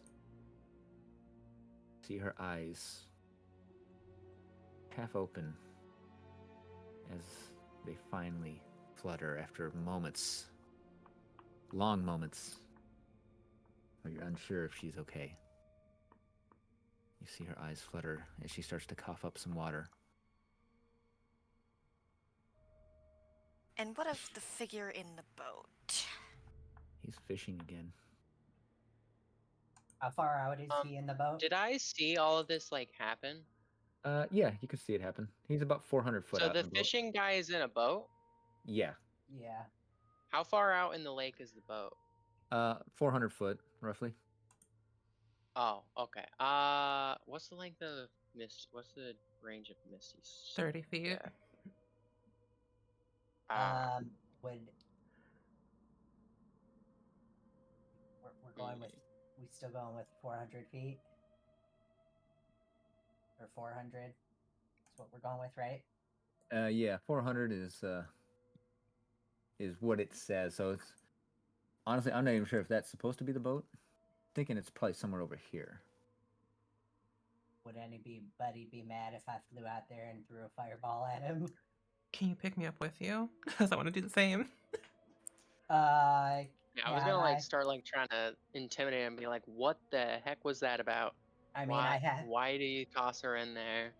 Yeah, I have extra arms. Can I pick Serena up and fly us out closer to the boat so we can cast fireball at this guy? You certainly can. Oh, Hell yeah. shoot. I didn't mean to do that. You're Okay, good. then that's what- Before that, that's- can I ask? Okay, so Fafnir told me he thinks this guy has been out there for like a week because of how bad it smells, right? Yep. Is this child like starved? Are they like on the brink of death already, aside from, nearly drowning just a moment ago? This child looks emaciated a little bit. What your Okay. partner, what your team can ascertain. Yeah, this child definitely looks like they've had better days. And the thing is undead in the boat, correct? Well, we don't know that. I'm asking, he did not blink and he was just very weird, right? Yeah, he's not. not blinking, doesn't seem to bat an eye after he dropped the sack with her inside in the water, picked up his fishing pole and started fishing again. Okay, that is all I wanted to know. You know what? I'm not happy with this guy. Would it be permissible to use shape water to freeze the water around the boat? Yeah. I'm all for it.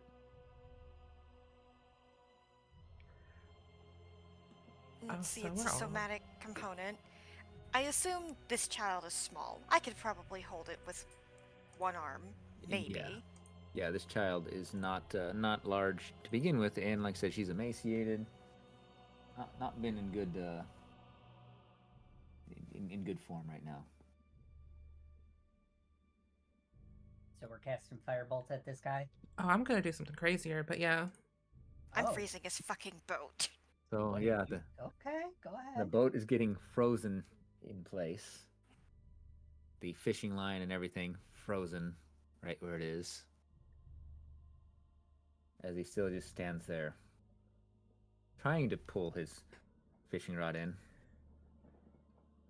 Unable to do so. You've much to explain. Oh, we're letting him explain.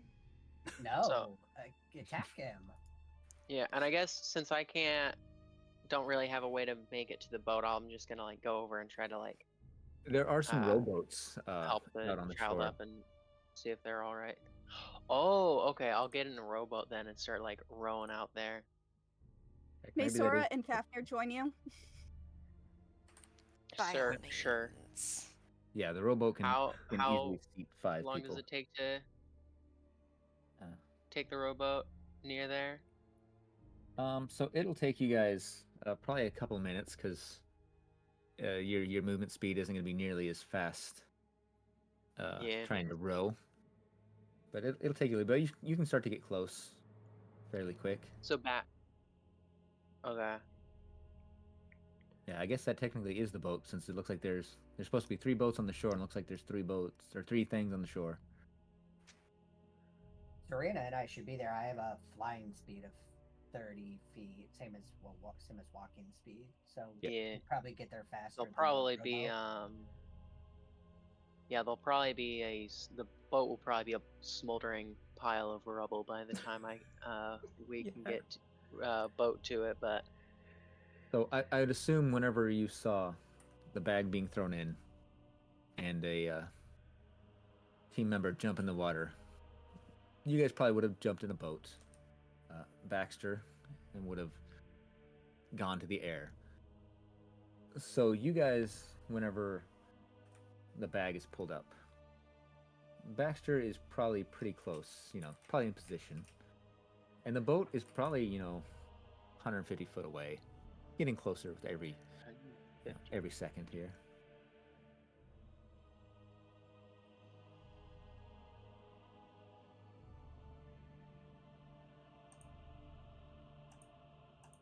I'm afraid to ask.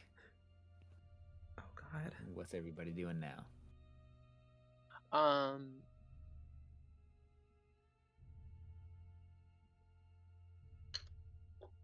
I've got Serena. Mhm. So Serena, while I'm holding her, she can I'm do gonna whatever. burning she's gonna do. hands. If we can get close enough. Oh, you need me to get you that close? can you with Misty Step, can you cast it in midair and can you cast it like multiple times before like chain it together?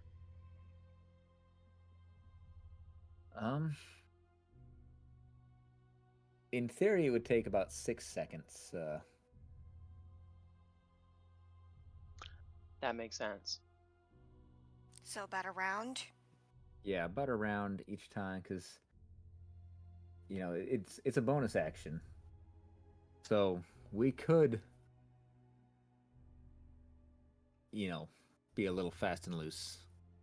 Yeah, I was thinking like I wrote out 150 feet and started looking that up. I was thinking I was gonna use my Eldritch Unification to cast jump on myself and jump 30 feet and then just like chain misty steps in the air to like jump, teleport into the boat and start being like, "Why? What were you doing, tossing that girl in there in the water? What are you trying to do? Who do you work?" Like start interrogating him. I absolutely love that. So, yes. That will use all of my free uses of Misty Step for this I love short rest, but and Uh, one Say- spell slot. I was gonna say, before you do all that, can I cast Firebolt on him? Because he is just sitting in his boat in a frozen Easy. block. There's nothing stopping you. Yeah, so you can. Oh, I'd but just rather. Can I perhaps move further away? Well, if this is his boat, it's frozen all around him, so really it's only gonna do damage to him and the boat, and maybe melt a little ice. But The frozen area is only about 5 square feet. Yeah, it's not much of an area, that's for sure. But Enough to put the Yeah. fear of Yeah. Mother Nature exactly. if this individual feels fear. gotcha. What I do, I cast Firebolt. I must remind you that thing has a radius of like 30 feet.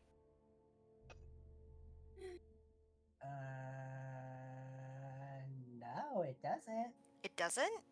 No, Or was it 20? It doesn't have a radius at all. Firebolt is a Yeah. Oh, I You said thought you said fireball. fireball. Yep. I know exactly what Yeah. you're thinking. Same thing. Firebolt. I'm sorry. no, you're No, you're good. good. Initially, I even heard You the had same me- thing. I was like, hey, you guys seem a little low level to have fireball, but you know, it's all good.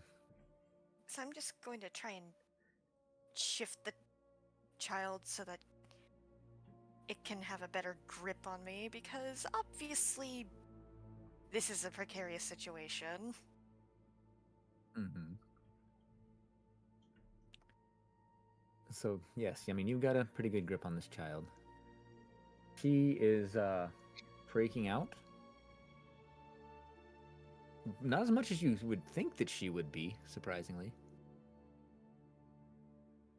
But she's holding on to you for dear life as well, as best she can, with her emaciated body.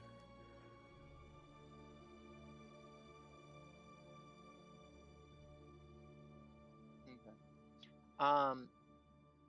So, Assuming or go ahead. that the fishing guy is still alive after their fire barrel, as I like drop into the boat, I just like grab him and like hold my fist and start like asking him like why he did that and like what he's doing here and who he works for if he's doing this as bidding for somebody. Perfect. Go ahead and roll me. We were saying he might be what? Oh, I was gonna say to roll the firebolt. Oh You yeah. want me to back roll but roll go for ahead and- hit Oh just- god. or just damage? Just go ahead and roll damage. Would that also trigger mine too? Oh, You can if you would like. Hold on. Why Is would they- there why would that trigger yours? because we were attacking at the same time. Oh well, I mean I have 4 arms, so I'm just holding you with. Yeah, so but it like wouldn't me that and I'm you are casting attacking on- at like the same moment. Okay. But if I can angle it in a certain way so I can cast Burning Hands, sure. If not, I'm gonna Chaos Bolt. Without getting anybody caught in it. Oh, but we could probably get you close enough. I'll cast the firebolt as we're flying in, and then as we get close enough, we'll fly down towards the ground, and by ground, little frozen area, and I set you down close enough. Alright. We're doing cinematic. I love it. And because I am a glutton for punishment, I'm doing it at 2nd level. Do you want me to just roll damage too? Just go ahead and roll damage. Yeah. Oh god. 16. Better than my 2. I mean, cantrip versus 2nd level.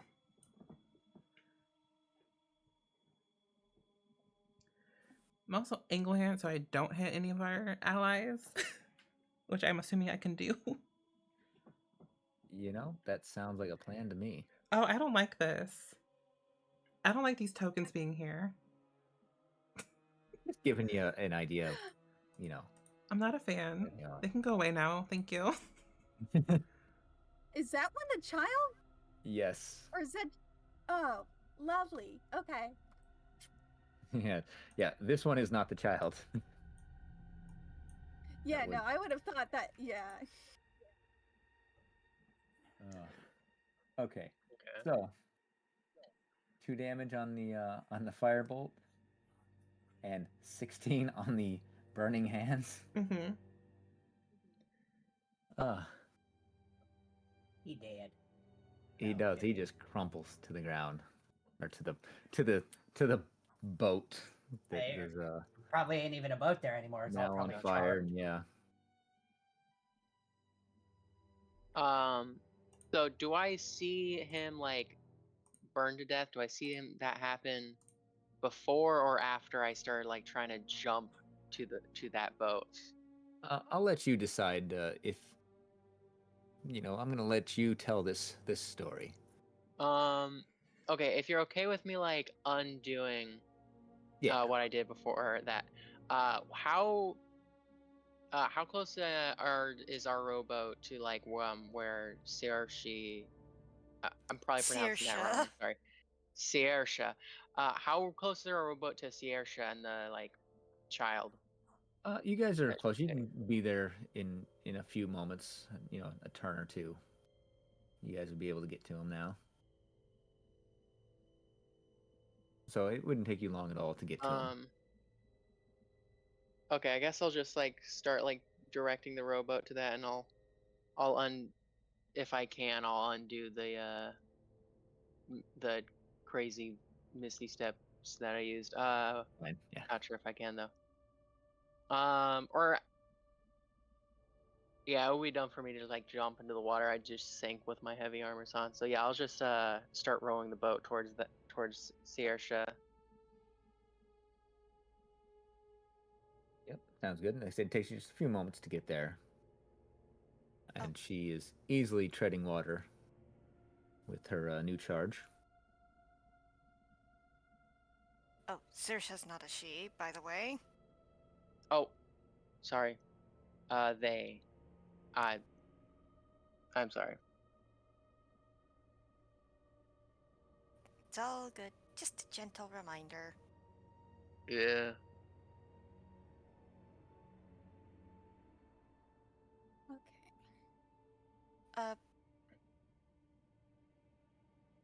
Also, 99 Surah.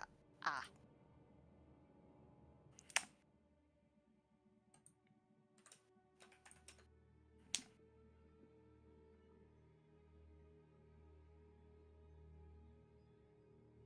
There's a skeeter in here. Oh no. Oh.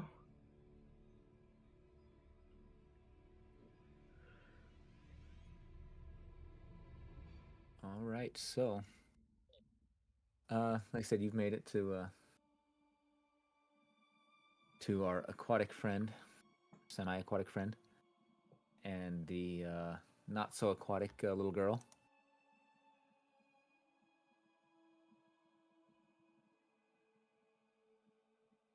While you've got the bomb squad on the other side there.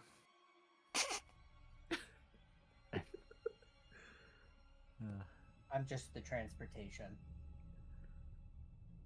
I need a little fire icon. Do they have one on? I don't know if they have a default fire one. I should know this by now, but I don't. Go with that little icon. 'Cause he's on fire.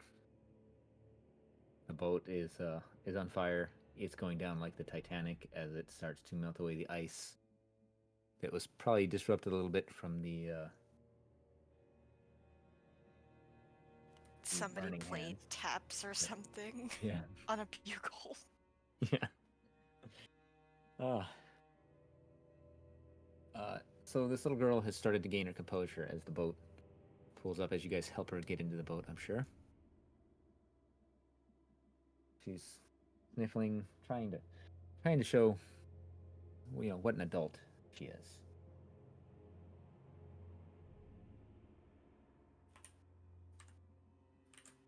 She looks to all of you kind of sheepishly at first. Finally, she grows a little bolder. Thank you for saving me. Please take me back to my father. My father, Luvash. He will reward you, I'm sure.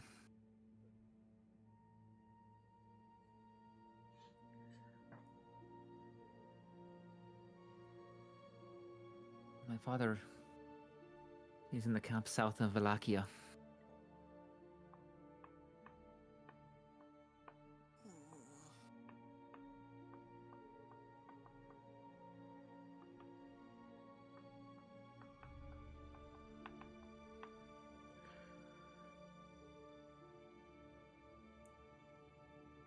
I mean, we can do that for you. We're kind of going in that direction anyways. Gives you a smile and again tries to kind of straighten herself out. She's trying to pull the hair away from her face. It's waterlogged and stuck there. Thank you. You will be most rewarded. As you guys, I assume, are taking this rowboat back to shore. Mm-hmm. Well, So I'm not. what more do we have on this kid, description-wise? Just taking down some notes. So, she's got alabaster white skin, raven black hair. Let me see here. I don't. Yes. So she appears to be around 7 years old. She's little. Species? She humanoid. She looks like the Vistani, the Romani-esque individuals. So let me pull up the description of them so I can kind of give that to you without sounding like I'm being a very bad person. Like so, the way I want to, the way I'm going to state it. Since when this was made, there might be a little bit of racial tensions with the Vistani being like a Romani folk. Yep. Yep. Was written in the 80s. Yes. Let's see.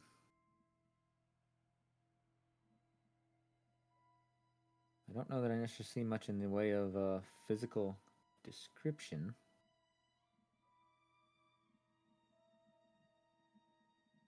But yeah, they're human is the best way to look at it.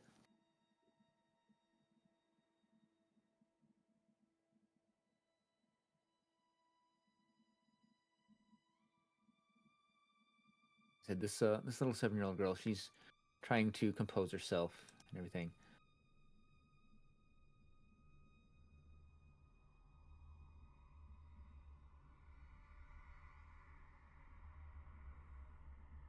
Saoirse's probably not good with children, but does wish to get to the bottom of things. Okay. Who was that man? Looks up to you, gathering her thoughts for a moment. It's like, I really don't know. He just kept mumbling about how there were no fish. Thought maybe a trade would work. She looks like she's about to cry for a moment, and then she steels herself. He took me in the middle of the night from my family.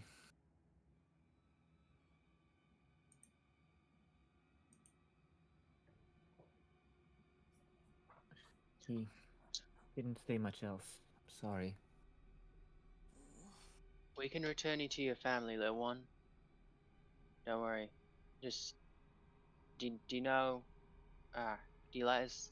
Do you know where we need to go to find them? Yes, it's just south of Wallachia.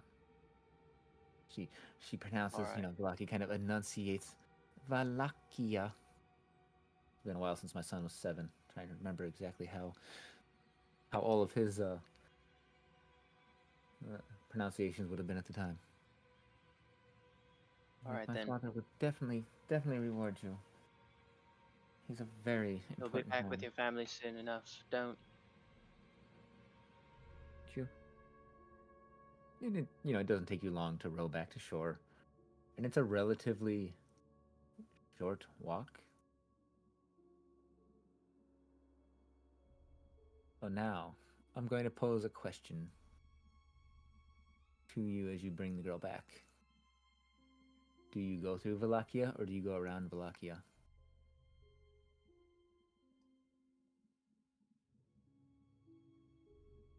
Ooh. I don't know. Is Wallachia the town that we were in? Yes, the town that you were in, sorry. Wait. Oh, was Serena know that though? Because I think that was Cal who heard all that shit. Oh no. Oh, fuck. Well, just say it, because if Cal heard it, we heard it, and I just Because can't you remember know it. how that tiger. Well, okay. You know, the tiger was saying something about allegedly, potentially munching on the Vistani people. Yes. So you thinking if we take her through town, It's gonna be a nightmare and a half. and apparently it's already on the loose, according to those guards. How about we opt for the scenic route, as it were? I'm sure more movement and all of that will dry us a little faster, maybe.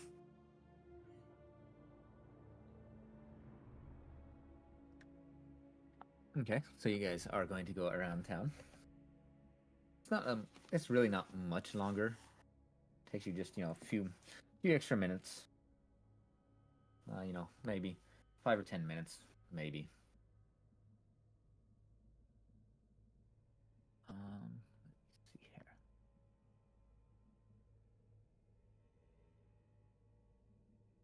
And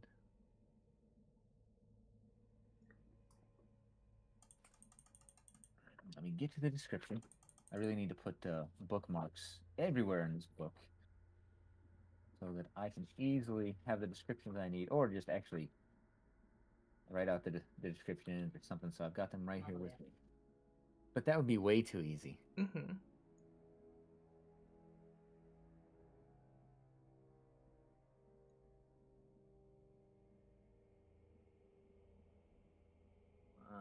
Come on.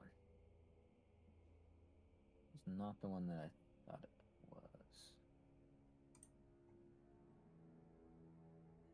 There we go.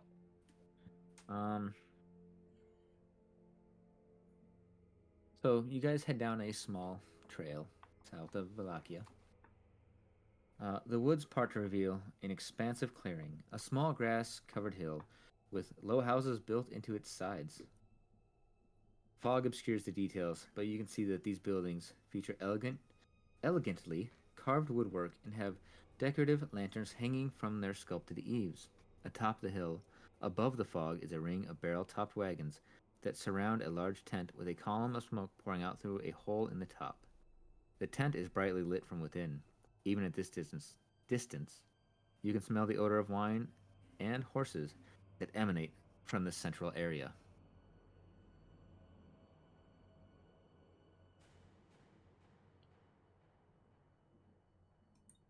So, you guys, if I can get to the right thing, would be coming from up in this area.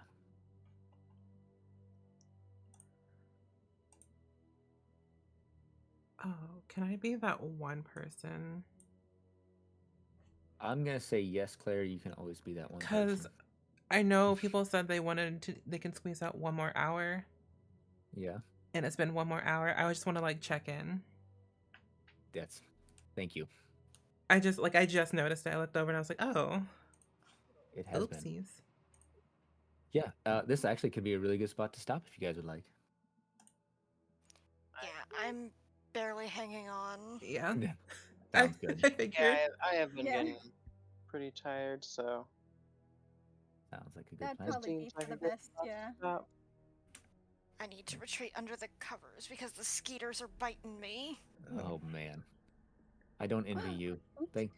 Thankfully, it's been too cold for I'm out where I'm at now. Of Same. course, who knows the way the weather is? It might be 90 tomorrow or next Right. week. So, I live in swamp country for those who could not pick up what I'm laying down. I kind of got that. Mhm. Yeah. I wasn't sure, but I all right. completely understand, yeah. Yeah. Um.